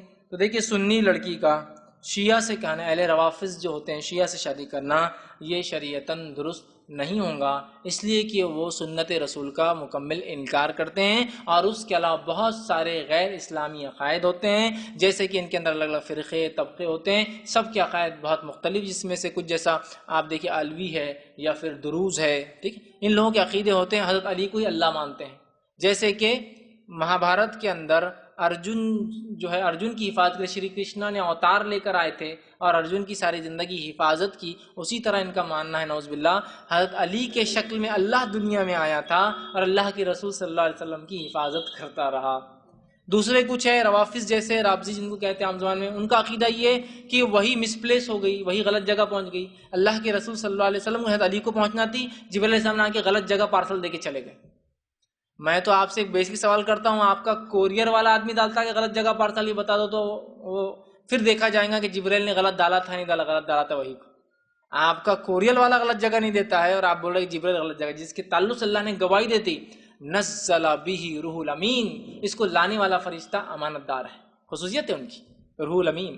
بہرحال تو ایسے عقائد ہیں۔ اس کے علاوہ جو کمتر بھی ہیں ان کے عقائد بہت اسلام سے مختلف ہے کہ وہ حضرت علی کو امام مانتے ہیں، چلیے اللہ بھی نہیں مانتے ہیں، اسی طرح جو ہے وہی غلط ہے یہ بھی نہیں مانتے ہیں، لیکن امام مانتے ہیں۔ امام سے مراد یہ معصوم عن الخطا ہوتا ہے، امام معصوم عن الخطا ہوتا ہے اور اللہ کی کچھ اختیارات اللہ اس کو دیتا بارش برسانے کے، لہٰذا اس سے بھی دعا مانگی جاتی ہے۔ اور اسی لیے شیعوں کے نزدیک عقیدہ امام ضامن، امام ذمہ دار ہے تیرا، اور ہمارے سنی مانتے ہیں امام ضامن ہوتے ہیں۔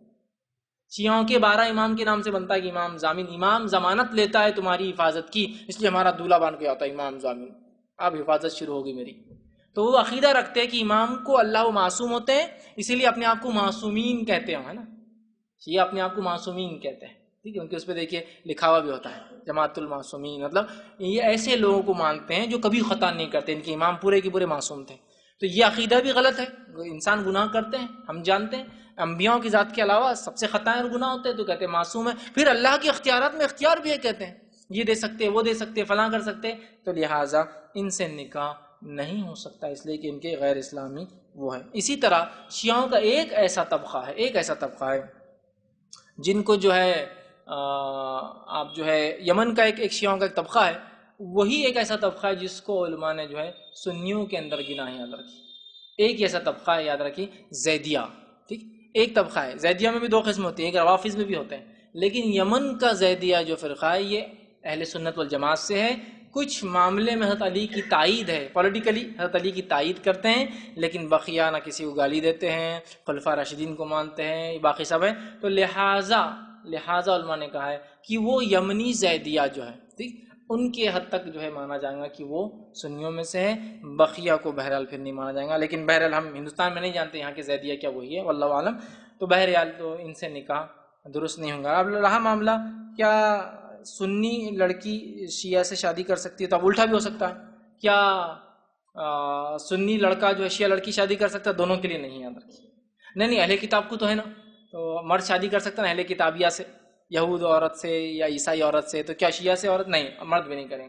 اہل کتاب اسپیشل پروویژن دیے گئے لوگ ہیں، چونکہ وہ پہلی شریعت کے حامل تھے، اللہ نے اسپیشل پروویژن دیا ہم کو کہ ان سے کر سکتے ہیں، لیکن باقی لوگوں سے نہیں ہے، تو لہٰذا یہ دونوں طرفہ درست نہیں۔ ہاں اگر شیعہ لڑکا سنیت اختیار کر لے تو شادی ہو سکتی ہے، سنی لڑکی وہ شیعہ لڑکی سنیت اختیار کر لے تو شادی ہو سکتی ہے، لیکن اس کے علاوہ میں کہوں گا پھر بہرحال درست نہیں ہوگا۔ السلام علیکم فیض بھائی، میرا سوال ہے کہ عید الاضحیٰ کے پہلے جو روزے رکھے جاتے ہیں اس کے بارے میں کچھ فضیلت کے بارے میں جاننا چاہتے ہیں۔ پہلے مطلب جو روزے رکھے جاتے ہیں اس کے بارے میں۔ بھائی نے سوال کیا ذی الحجہ کے روزوں کے تعلق سے، تو یاد رکھیے بہت ساری صحیح روایتیں ہیں جس سے پتہ چلتا ہے نبی اکرم صلی اللہ علیہ وسلم 1 ذی الحجہ سے لے کر 9 ذی الحجہ تک پورے روزے رکھتے تھے، پورے۔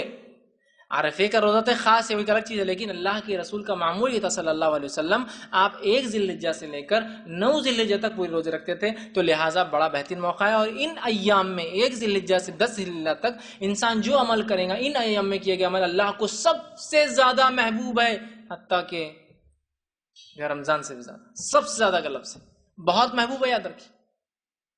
اور رمضان میں جو 70 درجے بڑھ جاتا ہے وہ روایت صحیح نہیں ہے، اس لیے لہٰذا اس پہ قیاس نہیں کر سکتے، لیکن سب سے زیادہ صحابہ نے کہا جہاد فی سبیل اللہ، تو کہا جہاد بھی افضل نہیں ہے اس مہینے میں، اللہ کو سب سے زیادہ عمل پسند اس مہینے کے، مطلب اگر اس مہینے کے علاوہ کوئی انسان جہاد بھی کرے تو اس مہینے کے برابر نیکی نہیں پا سکتا، سوائے اس مجاہد کے جو جان اور مال دونوں کے ساتھ جائے اور دونوں لٹ جائے، جان بھی چلی جائے اور مال بھی چلا جائے، وہ افضل ہے۔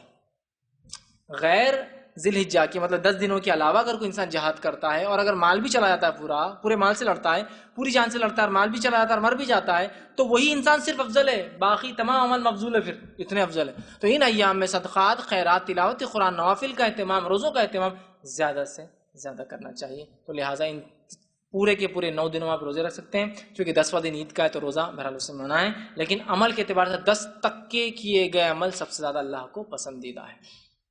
السلام علیکم سر، میرا سوال یہ ہے کہ زیادہ تر یہ ہوتا ہے کہ قربانی کے ٹائم پہ قصاب لوگ اتنی جلدی میں رہتے ہیں کہ بہت بار یہ ہوتا ہے کہ ایک جانور میں بہت سارے حصے ہیں، مان لو 7 حصے ہیں، تو ایک کی نماز ہونے کے بعد ان لوگ وہ جانور کو ذبح کر دیتے، تو یہ درست ہے کہ دوسروں جس کے حصے ہے اس کی نماز نہیں ہوئی اور ان کے آنے سے پہلے جانور ذبح ہو جائے، کیا یہ درست ہے؟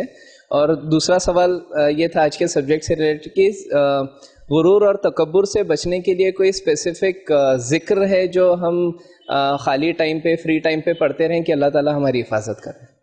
بھائی 2 سوال کی، پہلا سوال تھا کہ اگر جانور میں 7 حصے، 10 حصے، اونٹ ہے تو 10 ہے، گائے ہے تو گائے، بیل میں 7، اور اگر ایک آدمی کی نماز ہو جائے تو کیا اس کو صلاح دینا، ذبح کر دینا درست ہوگا؟ ایسا کہ بہت سی بار لوگ کرتے ہیں، تو یاد رکھیے اس معاملے میں علماء نے کہا ہے کہ اگر ایک جانور میں کئی لوگ حصے دار ہیں اور کچھ لوگ بھی نماز پڑھ لیتے تو کافی ہے، پورے 7 کا پڑھ کر آنا ضروری نہیں ہے، چونکہ یہی جانور میں ایک ہی جان ہوتی ہے نا۔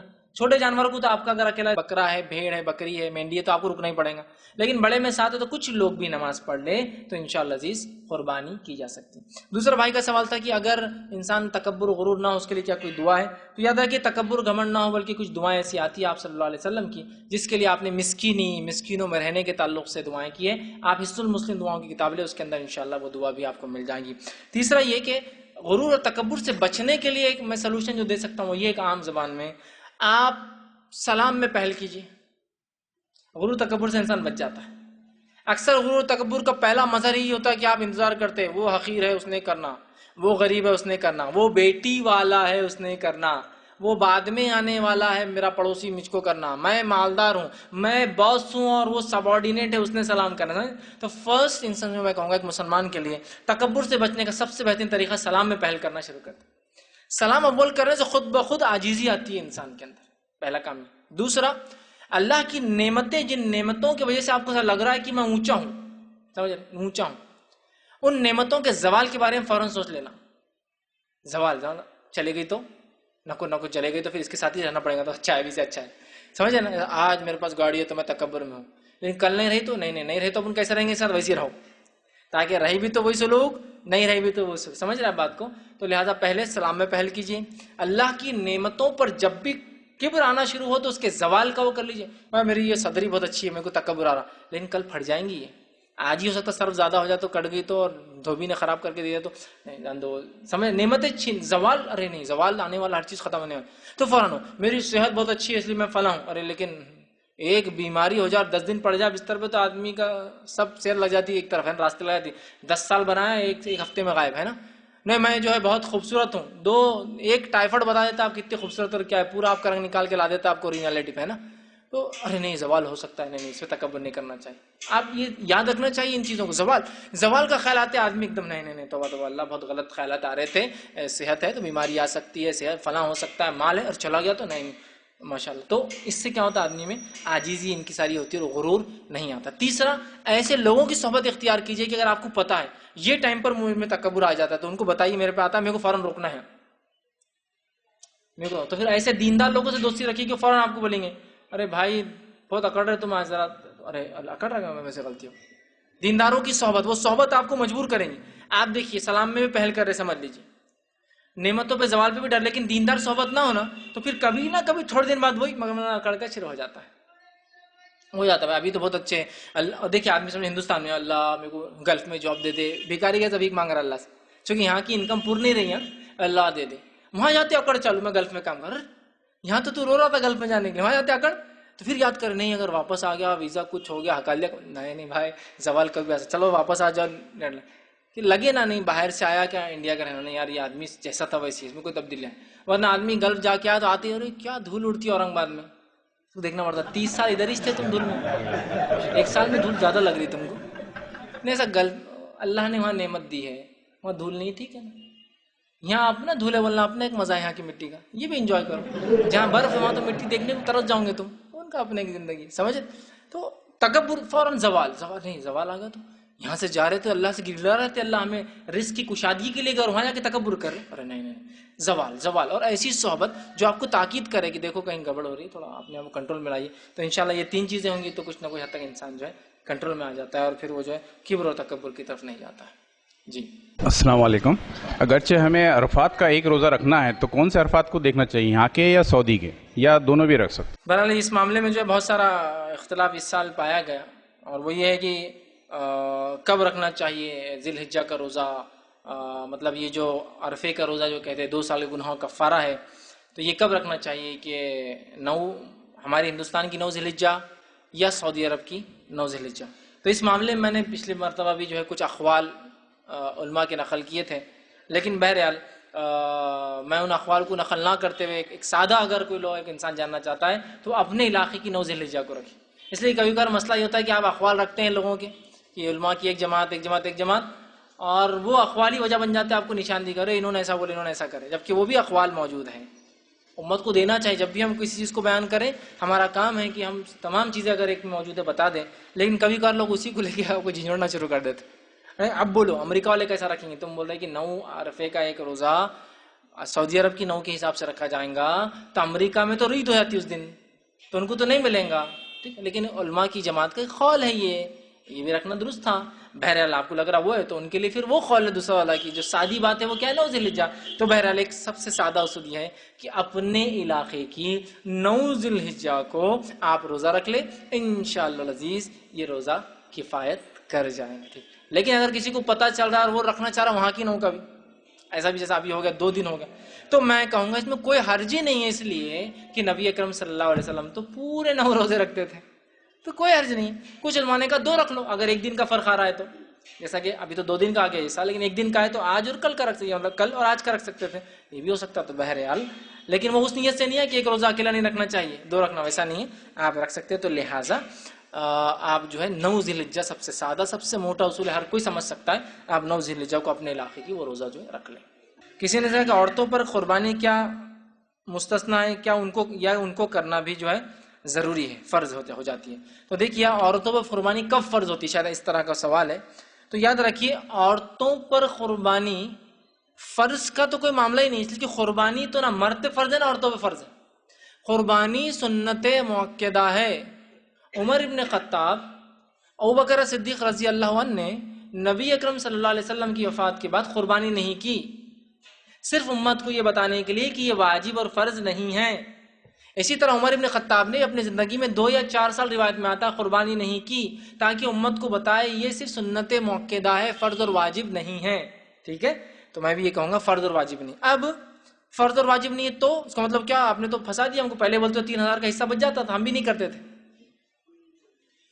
عمر ابن خطاب اور ابوبکر کے پاس بہت اعمال تھے ہمارے سے زیادہ، جو ان کو لے جائیں گے جنت میں، ہمارے پاس بہت کم ہے، تو ہم کو ایک ایک چننا ہے. سمجھ رہے بات کو؟ تو ان کی مثال میں نے اس لیے دیا کہ واجب اور فرض نہیں ہے، انہوں نے امت کو بتا دیا. لیکن جس کے پاس استطاعت ہو ضرور ضرور ضرور کرے. اب اگر آپ کے پاس ایک حصے کی استطاعت ہے یا ایک چھوٹے جانور کی استطاعت ہے تو آپ کے اگر شوہر کر لے، یا آپ اگر والد کے ساتھ ہے تو آپ کا والد کر لے، چونکہ عورت کا سوال ہے اس لیے جواب دے رہا ہوں، یا آپ بھائی کے ساتھ ہوتی ہے آپ کا بھائی کر لے، اور آپ اس کے ماتحت ہے تو یہ سب کی طرف سے ہو جائیں گا. لیکن اللہ تعالیٰ نے آپ کو اور مال و دولت دی ہے، شوہر بھی کر سکتا ہے، تو آپ اپنے نام کا بھی کیجئے پھر، اور اپنے بچوں کے نام کا بھی کیجئے پھر.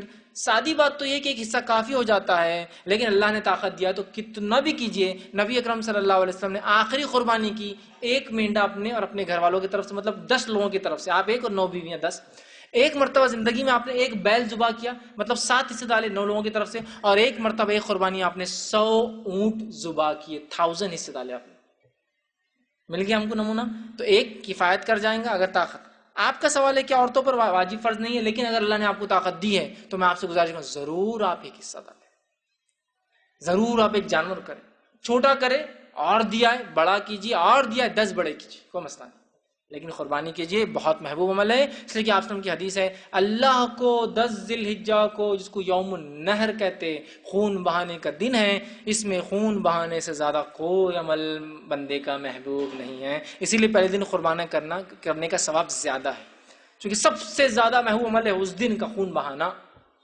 ٹھیک ہے, تو لہٰذا واجب اور فرض نہیں ہے, لیکن اللہ نے طاقت دی, اور ایک کی طاقت دی ایک جانور چھوٹے تو پھر شوہر کر لے تو سب کی طرف سے, ایک حصے کی بھی طاقت ہے تو پھر شوہر یا گھر کا مرد کر لے, ذمہ دار سب کی طرف سے ہو جائیں گی. لیکن اللہ نے دے رکھا ہے تو میں کہوں گا سب ایک ایک ڈالیے حصہ, سب ایک ایک ڈالیے, بڑا چھوٹا بچے اپنے بچوں کا سب کا حصہ ڈالیے انشاءاللہ عزیز, زیادہ سے زیادہ, تاکہ ہم اجر اور ثواب میں شامل رہیں. السلام علیکم. شریعت میں ہے کہ شادی کے بعد بچوں کو الگ کر دینا چاہیے, تو یہ حکم ماں باپ کو ہے کہ انہیں الگ کرنا چاہیے, اور ماں باپ یہ کہے بچوں سے کہ ہم ایک یا دو سال کے بعد آپ کو الگ کر دیں گے, تو بچے لڑ جھگڑ کر یہ کہے کہ نہیں شریعت میں ہے ہم کو ابھی الگ ہونا ہے, اور لڑکی والوں کو کیا یہ حق حاصل ہے کہ وہ لڑکی کو روک لے اور کہے کہ ان کو الگ کر دو تو ہم لڑکی کو چھوڑتے ہیں. تو اس بارے میں بھائی نے سوال کیا کہ جو شریعت میں ہے کہ شادی کے بعد انسان الگ ہو جائے, تو کیا لڑکا خود الگ ہو جائے یا اس کے والدین نکالے یا شادی ہوتے ہی الگ ہو, اور کیا لڑکی کی گھر والوں کو اختیار ہے کہ لڑکی کو روک لے اور یہ کہے کہ لڑکا الگ ہوگا تو ہم بھیجیں گے, اس کا کیا معاملہ ہے؟ تو دیکھیے سب سے پہلی چیز, شادی کے بعد جو الگ کر دو حکم ہے, یہ حکم اس لیے دیا گیا ہے کہ زندگی جو میرڈ لائف ہے وہ آسانی سے گزرے, اور عموماً ایسا دیکھا گیا ہے کہ دو عورتوں میں بنتی نہیں آسانی سے, جس کی وجہ سے ہوتا یہ کہ ایک انسان جو کہ شوہر ہے اپنی بیوی کے ساتھ رہے تو اچھا معاملہ ہے, لیکن ماں آ گئی تو معاملہ گڑبڑ شروع ہو جاتا ہے. تو شریعت نے کہا پھر اس معاملے میں کیا ہو جاؤ, الگ ہو جاؤ. اگر نہیں جم رہی تم دونوں تو دین پہ رہ سکتے ہو, لیکن تیسرے ماں کی وجہ سے مسئلہ بڑھ جا رہا ہے, سمجھ رہے آپ, دین پہ نہیں رہ پا رہے ہو, اور طلاق کی وجہ تمہارا آپسی جھگڑا یا کوئی اختلاف نہیں ہے, وہ ماں کی وجہ سے فلاں ہو رہا ہے یا ننن کی وجہ سے فلاں ہو رہا ہے گھر کی عورتوں, تو پھر اس معاملے میں شریعت نے کہا الگ ہو جاؤ, بیسٹ پارٹ ہے. ایک سے زیادہ بھائی ہے تو ظاہر سی بات ہے تو مجبوری الگ ہونا, اس لیے کہ پھر اور پردے کا مسئلہ آ جاتا ہے, سمجھ. تو بہرحال کھلی بات تو یہ ہے کہ شادی ہوتی الگ ہو جانا چاہیے, والدین نے خود الگ کر دینا چاہیے. لیکن اب ہندوستان کے ماحول میں اب کیا بتائیں, جب بھی بولے نہیں الگ ہونے کا تو بولتے ارے یار یہ آدمی باقی سب اچھی بات کرتا ہے, یہاں پھوٹ ڈالنے کی بات کر دیتا ہر بار. انڈین لوگ جو سنتے بولتے رہے یار فیس بک ایسا کیسا بولتی, اتنی خطرناک بات, ماں باپ جس نے پیدا کیے یہ کیے وہ کیے فلاں کیے, الگ کرنے کی بات کریں. میرے بھائی میں الگ ہونے کی بات کر رہا ہوں, ان کو چھوڑنے کی بات نہیں کر رہا ہوں, ذرا عقل سے لو, چونکہ انڈیا میں الگ بولے کہ چھوڑنے کا ہی تصور ہے. میں الگ کی بات کر رہا ہوں, الگ سے چھوڑنے کی بات نہیں کر رہا ہوں. الگ سمجھ رہے آپ, الگ یہ بھی ہو سکتا ہے کہ میرے گھر میں میرا چولہا اور چکی الگ ہو جائے. الگ سے مراد ماں باپ بھی کرائے سے, میں وہی گھر میں ایک اور کرائے کا بازو کا لے لوں وہی محلے میں, یہ بھی الگ ہے. الگ سے مراد یہ تھوڑی کہ امی اب تم میرے گھر پہ نہیں آئیں گے, میری بیوی نہیں آئیں گی, تم آئے تو پھر انڈیا پاکستان کی جنگ شروع ہو جائیں گی, یہ ہونے نہیں والا. الگ کہہ رہا ہوں, صرف الگ, رشتے کو توڑنے الگ کرنے کی بات نہیں کہہ رہا ہوں. تو یہاں الگ بول رہے ماں باپ سے توڑ دے رہے, فیض بھائی تو ایسا کیا کر رہے, غلط کر دے رہے, ہمارے بچے ان کی بات سن لیا اب الگ ہونے کی بات کرنا.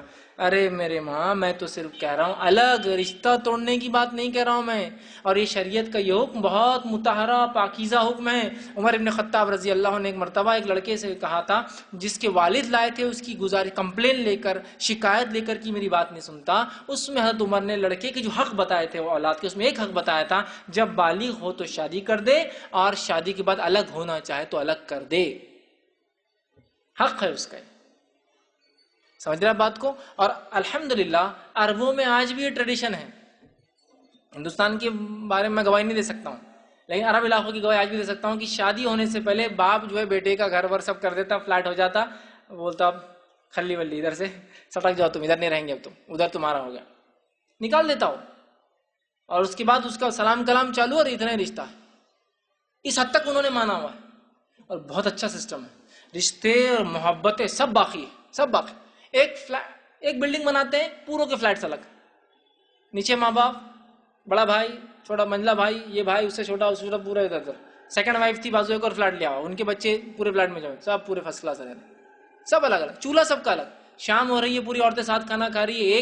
ایک ماں ہے اگر ساتھ رہے تو 10 بہویں بھی مل کے ایک ہی کھانا بناتی ہے. اب ایک ماں ہے 10 بہویں 10 کھانا لا کے اس کو دیتی ہے, کنگ کی جیسا رہ رہی ہو, ماں کنگ ہو جا رہی ہے, چونکہ 10 بہویں بنا رہی, چلو کیا کھانا ہے لاؤ, کیا بہو نہیں بولیں گی اپنی ساس کو, لا رہی ہے بیچاری. تو جہاں ایک بہو یا 10 بہو ایک گھر میں رہیں گی, ایک کھانا بنے گا, سب وہی کھا رہے نا. یہاں 10 بہویں بنا کے لا کے دے رہی, تو ایک کنگ بن گئی, مطلب بادشاہ بن گئی وہ ساس. تو لیکن ہمارے پاس ایسا ہے کہ نہیں, دودھ کا قرض نہیں چھوڑوں گی تو الگ ہو گیا تو تیرے کو یہ نہیں چھوڑوں گی, مر گئی تو تمہیں روح تیرا پیچھا کریں گی, خبر میں تیرے کو یہ کروں گی, آخر میں دودھ معاف نہیں کروں گی, الگ ہوگا تو فلاں ہو جائیں گا. بھی بولتی تم الگ نہیں ہو, تم الگ ہو جاتی, اب کیا کرنا. یہ بیچارہ تو ربڑ بن کے سب بیچ میں چلتے رہنا. اس پر فیض بھائی بول رہے الگ ہو جاؤ، دوسرے مولانا بولتے نہیں الگ مت ہو، انہوں بول رہے فلاں ہیں، انہوں بہکا رہے، انہوں سمجھا رہے، انہوں یہ کر رہے، یہ مسئلہ بڑھ جاتا ہے. آپ کے سوالات کیا تھے؟ پہلا، کیا لڑکا خود الگ ہو سکتا ہے؟ ہاں الگ ہو سکتا ہے. کیا والدین الگ کر سکتے ہیں؟ ہاں والدین بھی الگ کر سکتے ہیں. تیسرا سوال تھا کیا والدین یہ کہہ سکتے کچھ دن رکو اس کے بعد ہو؟ یہ بھی درست ہے. اگر آپ کو لگ رہا ہے والدین کی حالت ایسی نہیں کہ ابھی چھوڑا جائے، لیٹ اٹ بھی، آپ چھوڑیں. جیسا کہ سمجھ لیجیے آپ اکلوتے ہیں، اب کیسے کریں گے آپ ماں باپ کو چھوڑ دیں گے تو خدمت کے لیے کوئی مرد گھر میں نہیں، یا سمجھ لیجیے والد بھی نہیں ہے، اب کیا کریں گے؟ ابھی بھی یہ بولیں نہیں ماں کو الگ کر دو، سمپل نہیں ہو سکتا. سمجھ رہے بات کو؟ تو آپ کو انتظام کرنا ہے اس کا پورا. تو آپ یہ بھی کر سکتے. کیا لڑکی والوں کو یہ حق ہے کہ لڑکی کو روک لے کہ بھائی لڑکا اب تک الگ نہیں ہوتا؟ تو دیکھیے جب شادی کی تھی تو کس حالت میں کی تھی؟ شادی ٹائم پہ ایسا کوئی کنڈیشن تھی کیا؟ نہیں تھی. تو پھر یہ وہ کنڈیشن نہیں لگا سکتے. سمجھداری کا تقاضا یہ ہوگا طلاق نہ پڑے بول کر الگ ہو جائے، یہ الگ چیز ہے، لیکن ڈیمانڈ کرنا درست نہیں. جب شادی ہوئی تھی کیسے گھر میں رہتا تھا وہ؟ ماں باپ کے ساتھ رہتا تھا، تب تو الگ بات ہے. ہاں آپ یہ بول سکتے شادی ہوئی تو رہتا تھا، شادی کے بعد بہت سارے مسائل پیدا ہو گئے، لیکن ہمارے پاس ہوتا کیا معلوم آپ کو؟ بہت ساری مائیں. دیکھیے ایک ہی عورت ہے، اور میں یہ بات ہمیشہ کہتا ہوں، عورتوں نے عورتوں پر جتنا ظلم کیا نا، مردوں نے کبھی نہیں کیا اتنا ظلم عورتوں پر. سب سے زیادہ ظلم اگر کوئی کرتی ہے کسی پر تو عورت ہی عورت پہ کرتی ہے. سسر نے بہو کو روز مارا، ایسا کوئی خبر ملیں گی آپ کو؟ ساس مارتی تھی. سسر روز تانے دے رہا کوئی نہیں ملے گا، ساس روز تانے دیتی ہے. آپ دیکھیے عورت بھی ہوتی ہے نا، بہو بھی ایسی ہوتی، بہو روز تانے دے رہی، بہو پیٹ کی نکال رہی اپنی ساس کو، ایسے واقعات بھی ہم نے سنے. سمجھ رہا بات کو؟ تو بہرحال عورت ہی عورت پہ ظلم کر رہی ہے. اچھا لڑکی پیدا ہو جائے تو سب سے زیادہ کس کو رونا آتا؟ ساس کو جاتا لڑکی پیدا ہوگی، میرے کو پوتی پیدا ہوگی. تو لڑکی عورت ہی عورت پہ سب سے زیادہ ظلم کرتی، مرد نہیں کرتا. پھر مرد کو طریقہ مل جاتا، اچھا میری بیوی بولتے سسر ہی بولتا ارے کیا تم نے پوتی پیدا کر لی، پوتا ہونا تھا ہم کو، تو پیسے زیادہ بھرنا تھا پھر آپ نے. اچھا نہیں پیسوں سے بچے نہیں پیدا ہوتے، سمجھ میں آ رہا. تو پھر کچھ نہ کچھ کیا ترکیب ہو سکتی ہے؟ تو پہلے سوچنا، شادی ہوتے سوچنا کہ اپنے کو پوتا چاہیے، پوتا چاہیے، پوتا چاہیے، کیجیے اس کے لیے تدابیر. پیدا ہونے کے بعد آپ بولیں گے پوتیوں کو تو کیسے چلیں گے؟ تو بہرحال پھر وہ جو ہے عورت جو ہے پھر کیا ہو رہا ہے، جب دو عورتیں گھر کے اندر آ گئی، اب وہ دونوں کا نہیں جم رہا ہے کسی بھی شکل و صورت کے اندر. ٹھیک، تو ایک عورت ہے دیکھیے وہ کیا کرتی ہے، جب بچی کو شادی کر رہے ہیں اس کی، ٹھیک شادی کر رہے ہیں اس کی بیٹی کی شادی، بیٹا جاتے ہی الگ ہو جانا، شریعت کا حکم ہے. یہ کیا حکم ہے شریعت کا؟ جاتے ہی الگ ہو جانا، ساس کی نہیں سننا، شریعت کا یہ حکم نہیں. لیکن الگ ہونے کے حد تک ٹھیک بات، اور یہ کر دینا ٹھیک ہے، بہت اچھی بات ہے کہ آپ نے بیٹی کرے شریعت کے مطابق الگ ہو جائے. آپ کے بیٹے کی بھی جب شادی میں تو یہ بولنا بیٹے کو، بیٹے بہو کو لاتے الگ کر لینا، شریعت کا حکم ہے. نہیں وہ کیسا جائیں گی، میں اپنی ساس کے نزدیک 30 سال گھسی تمہارے دادی کے سامنے، اب تک بہو کو چھوڑ دوں گی میں.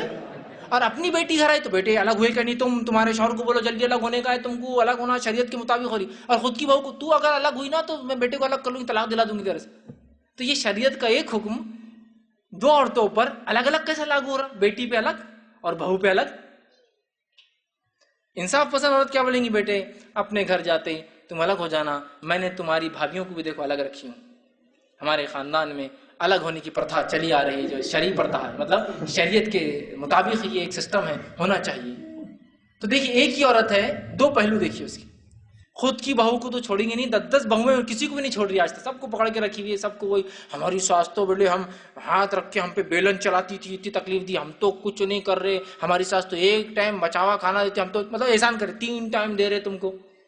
تم کون سا احسان کر رہے اس کو 3 ٹائم دے کے؟ اس کا حق ہے وہ، اگر نہیں دیتے تو تمہاری ساس کو جو ہوگا قیامت دن تم کو وہی ہونا کیا، وہی ہونا کیا. تو ساس اگر اپنا مزاج بدل لیتی اور بہو کے ساتھ ویسا رہتی تو میں سمجھتا ہوں کوئی مسئلہ نہیں، دونوں ساتھ بھی رہ سکتے. شریعت میں الگ ہونا کوئی ضروری نہیں ہے، یہ ایک سسٹم ہے. اگر آپ کو بے پردگی کا مسئلہ ہے، جم نہیں رہی تو ہے، کوئی ضروری نہیں. اور تم الگ نہیں ہوئی دن کی اتنی بات کرتے نہیں، ضروری نہیں ہے. اگر جم رہا ہے، پردے کا کوئی مسئلہ نہیں ہے تو کوئی مسئلہ ہی نہیں ہے. پھر گھر میں 2 بھائی ہے 3 بھائی ہے، سب پردہ کر رہے ہیں، عورتیں ان کی پردہ کرتی ہے، پردے کو مسئلہ ہے تو لیٹ اٹ، بہت اچھی بات ہے نا، ساتھ رہنے میں کوئی مسئلہ تھوڑی ہو. لیکن ایسا ساتھ رہنا کہ ساتھ رہ کے بھی دل جو ہے دور دور ہے، کیا فائدہ.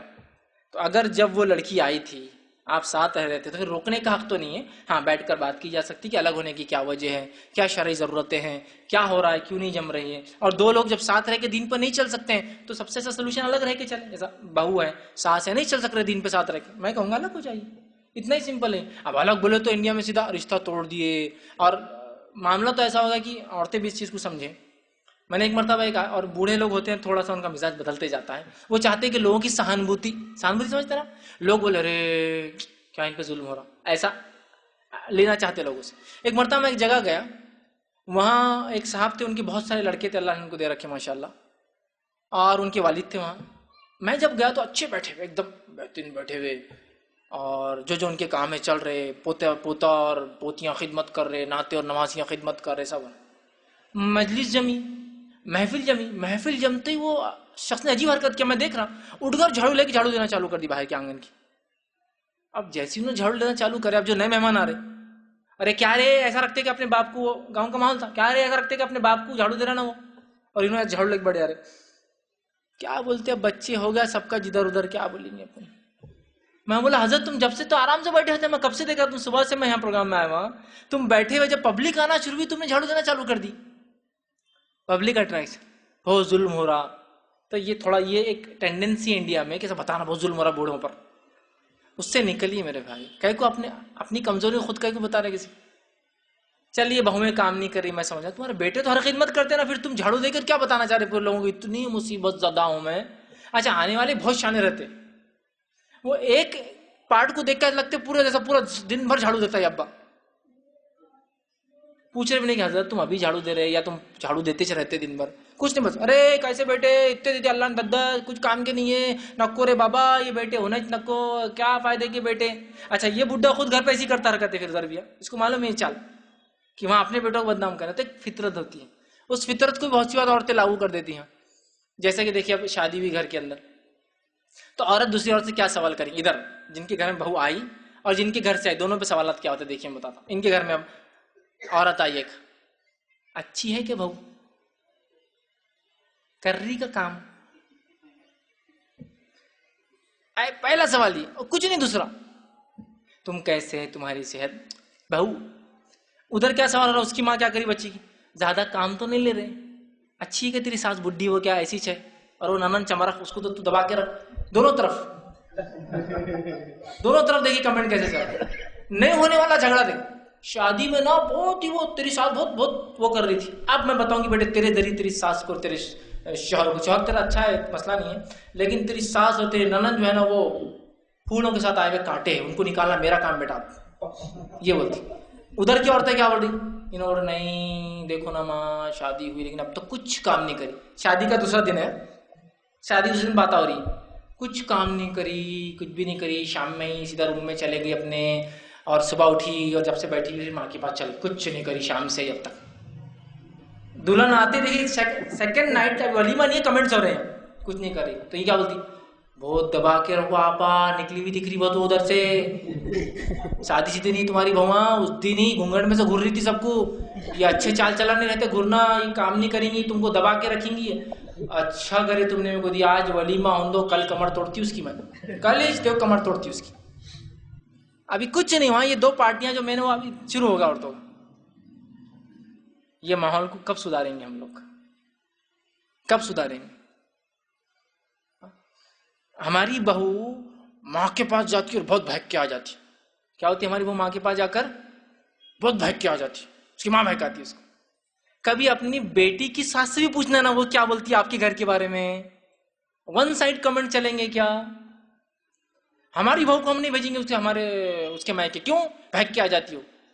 وہ بھی تو نہیں بھیج رہا آپ کی بیٹی کو، کیوں نہیں ماں میں کہاں بہکاتی، میں تو ساتھ اس کی ماں بھی نہیں بہکاتی نا. ویسے مسئلہ ہمارے دماغوں کا ہے، یہ سوسائٹی کا ہے. میں یہ اس لیے اگزامپل دے رہا ہوں. الگ ہوتا بولا کہ رشتہ ٹوٹ رہا ہے، یہ سمجھ آ رہا ہے انڈیا میں. دوسری شادی کر رہا بولے کہ پہلی بیوی خراب تھی، اس کا مطلب یہ ہے.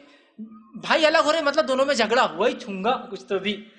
ساس اور بہو کا مطلب جھگڑے ہوتے ہی ہوں گے ان میں. کیا ہے یہ، ہم کو بہت زیادہ ضرورت ہے اس ماحول کو تبدیل کرنے کی. شرعی اعتبار سے شرعی ضرورتوں کے تحت الگ بھی ہو جا سکتا ہے، ساتھ بھی رہا جا سکتا ہے. ساتھ رہنا ہے تو پردے کے احکامات کے ساتھ ہوں گا سب معاملہ، اور اگر الگ ہوتے تو پردے کے احکامات کا پھر مسئلہ نہیں ہوتا ہے. میں نے اس کا مفصل اور ایک جواب دیا ہے کہ جوائنٹ فیملی کا اسلام میں کیا تصور ہے. بہت سی بار ہوتا ہے، ایک کلپ سن لیتے آپ جس میں نے یہ کیا، عورتوں کے فوراً کمنٹ آتے فیض بھائی تمہاری زندگی خراب ہو گئی، ہمارے میاں الگ نہیں رہی ہے سن کے. تو میرا جوائنٹ فیملی کا بھی ویڈیو سنا دیا کہ جب ایک کوشچن آنسر میں پورا نہیں دے سکتا ہوں چونکہ ابھی حال میں بہت ہوا. ایک لیکچر میں میں نے کہا تھا کہ عورت اور مرد برابر ہے، ہن لباس لکم وانتم لباس لہن، قرآن کی آیت میں رکھا، وہ تمہارے لیے لباس ہے تم ان کے لیے لباس ہو. تو ایک بیوی نے چڑھائی کر دی شوہر پہ اس کی، سب برابر، بولے کل سے تم بھی کام کریں گے. انہوں نے کمنٹ میرے کو دے دیا آپ کی IRC کے نیچے لکھا bringing peace to your life, لیکن میرے زندگی میں آپ نے ہیٹریڈ لا دیا، کوئی پیس نہیں لایا. میں نے دیکھتا میں نے بولا فوراً جواب، 10 منٹ میں ریٹرن جواب دیا. میں نے کہا آپ اور اپنی بیوی دونوں مل کر دیکھے اسلام میں میاں بیوی کے حقوق یا مثالی میاں بیوی، انشاءاللہ آپ کے پورے ڈاؤٹس ختم ہو جائیں گے. ایک ویڈیو لے کے آپ اگر آپ کی بیوی لے رہی ہے تو آپ میرے پہ دے رہے ہمیں نا نیچے bringing peace to your life 5 line ہے ہماری، تو انہوں نے لکھ دیا آپ کے IRC نے میرے لائف میں کوئی پیس نہیں لائی، بولے میری لائف کو ڈیواسٹیٹ کر دیا، برباد کر دیا. بولے میری بیوی روز میرے کو بول رہی کہ بولے تم بھی جھاڑو دو اور میں بھی دوں گی. میں نے کہا میں نے یار لباس بولا تھا اور ایکسپلین بھی کیا لباس کا کیا معنی ہے. عزت کی حفاظت کرتی ہے، دونوں ایک دوسرے کے عیبوں کو چھپاتے ہیں، ٹھیک ہے، دونوں نکاح کی وجہ سے ایک دوسرے کے ساتھ رہنے سے بدکاری سے بچاتے ہیں.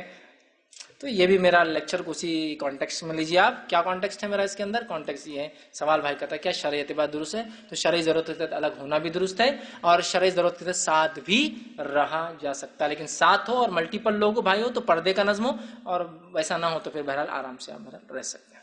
فیض بھائی جانور کی اوج کے تعلق سے پوچھنا تھا کہ لوگ بولتے ہیں مکروہ ہے، تو واقعی میں شریعت میں کوئی دلیل ہے کہ اوج اور اوج تیلی کچھ جو جانور کے کچھ اعضاء ہے اس کے مکروہ یا ناجائز ہے کھانے کے؟ بہرحال جانور کے کچھ اعضاء کو لوگ مکروہ اور جائز قرار دیتے، سے کیا مسئلہ ہے؟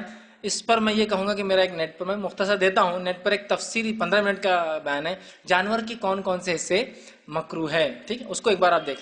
چونکہ میرے سامنے ایک مسئلہ آیا تھا جانور کے 10 اعضاء مکروہ، بلکہ میں نے ایک بہت مشہور نیوز پیپر میں نیوز پڑھی تھی 10 اعضاء مکروہ ہے. ٹھیک، کچھ تو جینوین تھے لیکن مکروہ بول کے فائدہ ہی نہیں تھا. لیکن چمڑا، سینگ، کھر، میں نے کہا کوئی گدھا بھی نہیں کھاتا اور کوئی کتا بھی نہیں کھاتا چمڑا، سینگ اور کھر. آپ نے دیکھے کسی کو چمڑا ابال کے کھا رہے ہیں، بہت اچھا لگتا ہے ہم کو چمڑا. سینگ کو کھاتے دیکھے آپ نے کسی کو؟ کھانے جیسی چیز نگلے نہیں جاتی.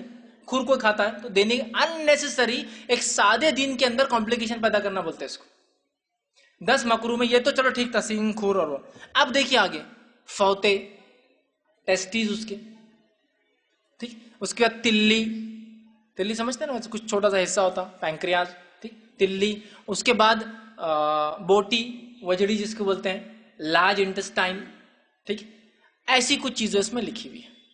ٹھیک، اب آپ دیکھیے کسی بھی چیز کو مکروہ قرار دینے کے لیے ہمیں بس وجہ چاہیے، شرعی ریزن چاہیے. چمڑا کو کھاتا نہیں، کھور اور سینگ کو کھاتا نہیں، تو لہٰذا اس پر ڈسکرپشن دے کے اس پر ڈسکس کر کے کوئی ایشو ہی نہیں، کوئی فائدہ ہی نہیں. ہاں اس کے کچھ ڈیریویٹیز ہوتے ہیں جو چیزوں میں استعمال کیے جاتے ہیں نکال کر، وہ تو ٹھیک ہے نا، جانور جب حلال ہے تو اس کے اعضاء بھی حلال ہے، وہ الگ. لیکن کیا حقیقت میں یہ سب چیزیں منع ہے پھر اس کے وہ اور بوٹی اور یہ؟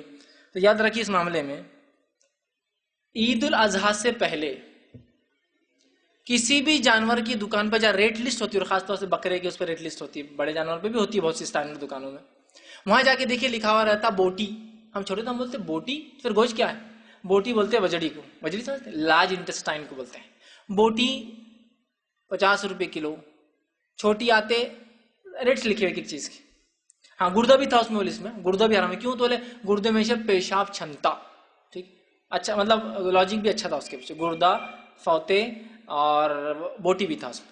تو دیکھیے بوٹی لکھا ہوا ہے ریٹ. تو عید الاضحیٰ سے ایک دن پہلے تک بوٹی بک سکتی ہے، بوٹی خرید جا سکتی ہے. عید الاضحیٰ کے دن وہ مکروہ ہو گئی. ایسا لگتا ملا کی اور خصاب کی وہ صاف کر کے دینے کا مسئلہ رہتا ہے، تو 3 دن کے لیے مکروہ بول دو نا، بعد میں تو بیچ ہی رہے، کھا بھی رہے، ابھی بول دو خالی مکروہ ہے. تو ہمارا مسئلہ وہ صاف کر کے تو بولتے نا، پھر آپ ابھی بولتا نکالو پھینکتا ہے، مکروہ بول دو، عالم صاحب نے اٹھا کے پھینک ڈالا. پہلے کیا ہوتا تھا ہمیں یاد ہے، چھوٹے تھے ہم، پورا اس کو بھی کاٹتے تھے، صاف کرتے تھے، اندر کی غلاظت نکالتے تھے، زبردست دھوتے تھے اور اس کو ابال کے بہت اچھے اس کے ڈش بنتے تھے. ٹھیک، تو آپ بولے بول دو نا تم نکالنا مکروہ. اب عالم صاحب مکروہ بولتی تو پورا کا پورا لا لے اور راستے میں پھینک دے رہے. میرے بھائی ٹھیک ہے آپ کو نہیں استعمال کرنا الگ بات ہے، لیکن دوسرا تو کھا سکتا ہے نا غریب. آپ جب مکروہ بولے تو لوگ سمجھ رہے کھا ہی نہیں سکتے. تو عید کے ایک دن پہلے تک لکھا ہو بوٹی کلو، کیا کلو، اور عید کے دن اور بعد میں قربانی میں حرام بوٹی، مطلب مکروہ ہو گئی بوٹی. آپ اندازہ لگائیے یہ کہاں کی بات ہو رہی ہے. تو ایسا مسئلہ ہو گیا. ایک جوک ہے، میں کسی پہ برائی کے انداز سے نہیں، صرف ایک بتا رہا ہوں. ایک علم والے صاحب تھے جن کو لوگ عالم صاحب بولتے تھے. وہ اپنے گاڑی پہ ایک بار جانے لگے تو کتوں نے بھونکنا شروع کر دیا. کتوں نے بھونکنا شروع کر دیا تو وہ پلٹ کر رک گئے اور بولے دیکھو بھونکنا بند کر دو نہیں تو حلال ہونے کا فتویٰ دے دوں گا. سمجھ جاؤ، اپنے آپ کو سدھار دو تو حلال ہونے کا فتویٰ دے دوں گا. تو کتوں نے بھونکنا بند کر دیا. پھر اس لیے بہت مشکل ہوتی ہے، حلال دے دیں گے کھا جائیں گے لوگ. تو مکرو کہاں سے ہوا؟ اچھا فوت مکرو، کیوں مکرو؟ نہیں بولے اس میں سے ڈیٹیلز آپ کو پتا ہے ویسا ہوتا، اولاد پیدا ہوتی جانور کی تو اس میں ذرا نکلتا، ٹھیک ہے، جسم کے اندر کی باتیں. میں وضو کر رہا ہوں تو میرے پیٹ میں کیا کچھ نہیں ہے، ابھی کھانا کھایا ہوں جو غلاظت بن چکی ہے، کچھ نکلنے کے لیے تیار ہے، کچھ باقی ہے، کچھ کو روک کے رکھا ہوں گا میں، ہو سکتا جانا ہوں گا، لیکن وضو تو ہو رہا ہے میرا. نہیں نماز کیسے ہوں گی، اندر اتنا سب جمع ہے آپ کے، کیسا آپ پاک ہو سکتے ہیں؟ نکلنے کے بعد پاکی اور ناپاکی اندر ہے، جب تک نہیں مسئلہ ہے. یوریا جب تک میرے پیٹ میں ہے، ابھی جسم میں بھی ہے تو یوریا ہی ہے وہ. جب وہ شرمگاہ کے ذریعے پیشاب کی شکل لیں گے تب حرام ہے پیشاب کو چھینٹے اڑے اور یہ سب ہوا. تو پیشاب کی چھینٹے اڑے تو جہنم خبر کا عذاب ہوتا ہے نا، پیشاب پیٹ میں تو ہوتا ہے خبر کا عذاب. اب تک میرے جسم کا حصہ ہے وہ، ابھی اس کا ایشو نہیں ہے کچھ بھی. سمجھ رہے بات؟ تو بولے فوتے خراب ہے. میں نے بولا جا کے عربوں کو بولو کہ فوتے خراب ہے، وہاں تو ڈشا کھاتے جا کے، ان کے اسپیشل بنتی فوتوں کی ڈشز، وہ کھانے کو تیار ہے، اور یہاں بولے فوتے مکرو ہے بولے. ٹھیک، پھر کیا؟ تو بولے گردہ مکرو. گردہ کیوں مکرو؟ تو بولے اس میں پیشاب چھنتا. سبحان اللہ، یہ پیٹ کے اندر کی بات ہے، باہر آنے کے بعد پیشاب کہلایا جاتا ہوں. سمجھ رہے نا آپ بات کو؟ جب پیٹ میں نے پیا، میں پانی پیا نا، وہ یوریا جو میرے پیشاب سے نکلا وہ کہاں تھا؟ پہلے میرے پانی میں تھا. پانی سے اندر گیا، باڈی نے جو اچھے کانسٹیٹوئنٹ تھے، اس کے اچھے پارٹ تھے، لے لیے، خراب اجزاء کو اپنے ذریعے سے نکال دیا فطری طور سے، ہو گیا نا. تو پھر تو اب شروع بولے پانی میں یوریا نہیں پی سکتے، پانی کو پہلے یوریا صاف کرو، اندر پیدا نہیں ہوا اس کے لیے کوئی سسٹم. دیکھو اندر ہے تو منع نہیں. تو وہ جو پیشاب نہیں چھنتا، کڈنی میں خون جاتا ہے، کیونکہ پانی سیدھا خون میں ملتا ہے، وہ خون کڈنی سے گزرتا ہے اور چھنیاں اس میں جالیاں ہوتی سے چھنتا ہے، اور یوریا اور جو نقصان دہ چیزوں کو کڈنی بازو کر دیتی ہے، خون نکل جاتا ہے اور پیشاب کے ذریعے باقی گندگی نکل جاتی ہے. تو ابھی تو وہ ایک ایسا اعضا جو پیشاب نہیں چھانتا، خون چھانتا ہے. اچھا عید کے تیسرے دن سے حلال ہو جاتی، پھر مکرو بھی نہیں ہے پھر. ارے لاؤ نا یار، گردہ لا رہے نہیں تم، لاؤ نا، ادھر ڈالے تھے نا اپن. جب گردہ کھا رہے، دکان سے 10 روپے نگ خرید کے لا رہے، سمجھ میں نہیں آتا یہ کیا ہے. تو جانور میں دانت، ہڈی، کھور، چمڑا، سنگ، میں سمجھتا سب کو پتہ ہی کھانے والی چیزیں نہیں ہے، تو اس پر ڈسکشن کی ضرورت نہیں ہے. باقی ایسا کوئی اعضا نہیں جو حرام ہو، سوائے اس کے کہ آپ نہ کھا سکے، آپ کو پسند نہ ہو، ایک الگ چیز. جیسا پیشاب کی تھیلی ہے، کون کھائے گا؟ اس میں تو بالکل پیورلی ہے، وہ نکلنے سے پہلے جمع ہوتا ہے. ٹھیک، اس کے جسمانی اور دوسرے کچھ اعضا جو کوئی بھی نہیں کھائے. آخر پھیپسا کھاتے ہیں کیا آپ اس کا؟ نہیں، لیکن سمپل ایشو آپ نہیں کھاتے. لیکن اگر کوئی کھانا چاہے تو کیا پھیپسا حرام؟ نہیں. پھیپسا مطلب آپ کے پھیپڑے جو ہوتے ہیں وہ جانور کے حرام نہیں، لیکن کوئی کھاتا نہیں اس لیے کہ اس میں کوئی نیوٹرینس نہیں ہے، اس میں کوئی طاقت اور توانائی نہیں ہے، معلوم آپ کو، اس میں نہیں ہوتی ہے، تو ہم نہیں کھاتے. ہم گھاس کیوں نہیں کھاتے اور بھاجی کیوں کھاتے؟ یہ فرق ہے. بھاجی کے اندر غذائیت ہے جس سے انسان کو تقویت ملتی، گھاس میں غذائیت نہیں ہے، اس لیے تو جانوروں کو اتنا سارا کھانا کھانا پڑتا ہے جب جا کے اس کا پیٹ بھرتا ہے. ہم لوگ چھوٹی سی بھاجی کھا لیتے تو ہمارا پیٹ بھر جاتا ہے اور اتنی طاقت مل جاتی ہے، جانور کو کھاتے رہنا پڑتا ہے چونکہ گھاس پھوس میں اتنی طاقت نہیں ہوتی ہے. سمپل ہے، کوئی بھی نہیں کھائیں تو اس پر ڈسکشن کر کے ایشو ہی نہیں، فائدہ بات کر کے. تو لہٰذا یہ سب باتیں تفصیلات دیکھنا تو انشاءاللہ وہ دیکھی کون کون سی چیزیں مکروہ ہے بول کر انشاءاللہ. جی السلام علیکم رحمۃ اللہ وبرکاتہ. عرفہ کے روزے کے بارے میں پوچھنا تھا، مطلب 10 روزے رکھنا ہے یا 2 روزے رکھنا ہے کر کے؟ دیکھیے عرفہ کے روزے کے تعلق سے بھائی نے سوال کیا کہ عرفہ کا روزہ ایک ہوتا ہے، اور اگر کوئی رکھنا چاہے تو ذی الحجہ کے پہلے پورے 9 روزے وہ رکھ سکتا ہے، چونکہ 10ویں دن تو عید ہوتی ہے، پورے 9 روزے رکھ سکتا ہے. اور بھی اس کی تفصیلات میں نے چونکہ پہلے تھوڑا سا ڈسکرائب کر دیا، تو لہٰذا عرفہ کا روزہ جو ہے وہ ایک دن کا ہے جو خاص روزہ ہے سنت، اور اگر کوئی چاہے تو 1 سے لے کر 9 تک اس کو رکھ سکتا ہے. اور سب سے سادہ اور سیدھا اصول یہ ہے کہ آپ اس کو 9 تاریخ کو رکھ لیں اپنے مقامی اعتبار سے، تو لہٰذا انشاءاللہ عزیز وہ کفایت کر جائیں گا. وآخر دعوانا الحمدللہ رب العالمین. سبحان ربک رب العزۃ عما یصفون والسلام علی المرسلین والحمد للہ رب العالمین.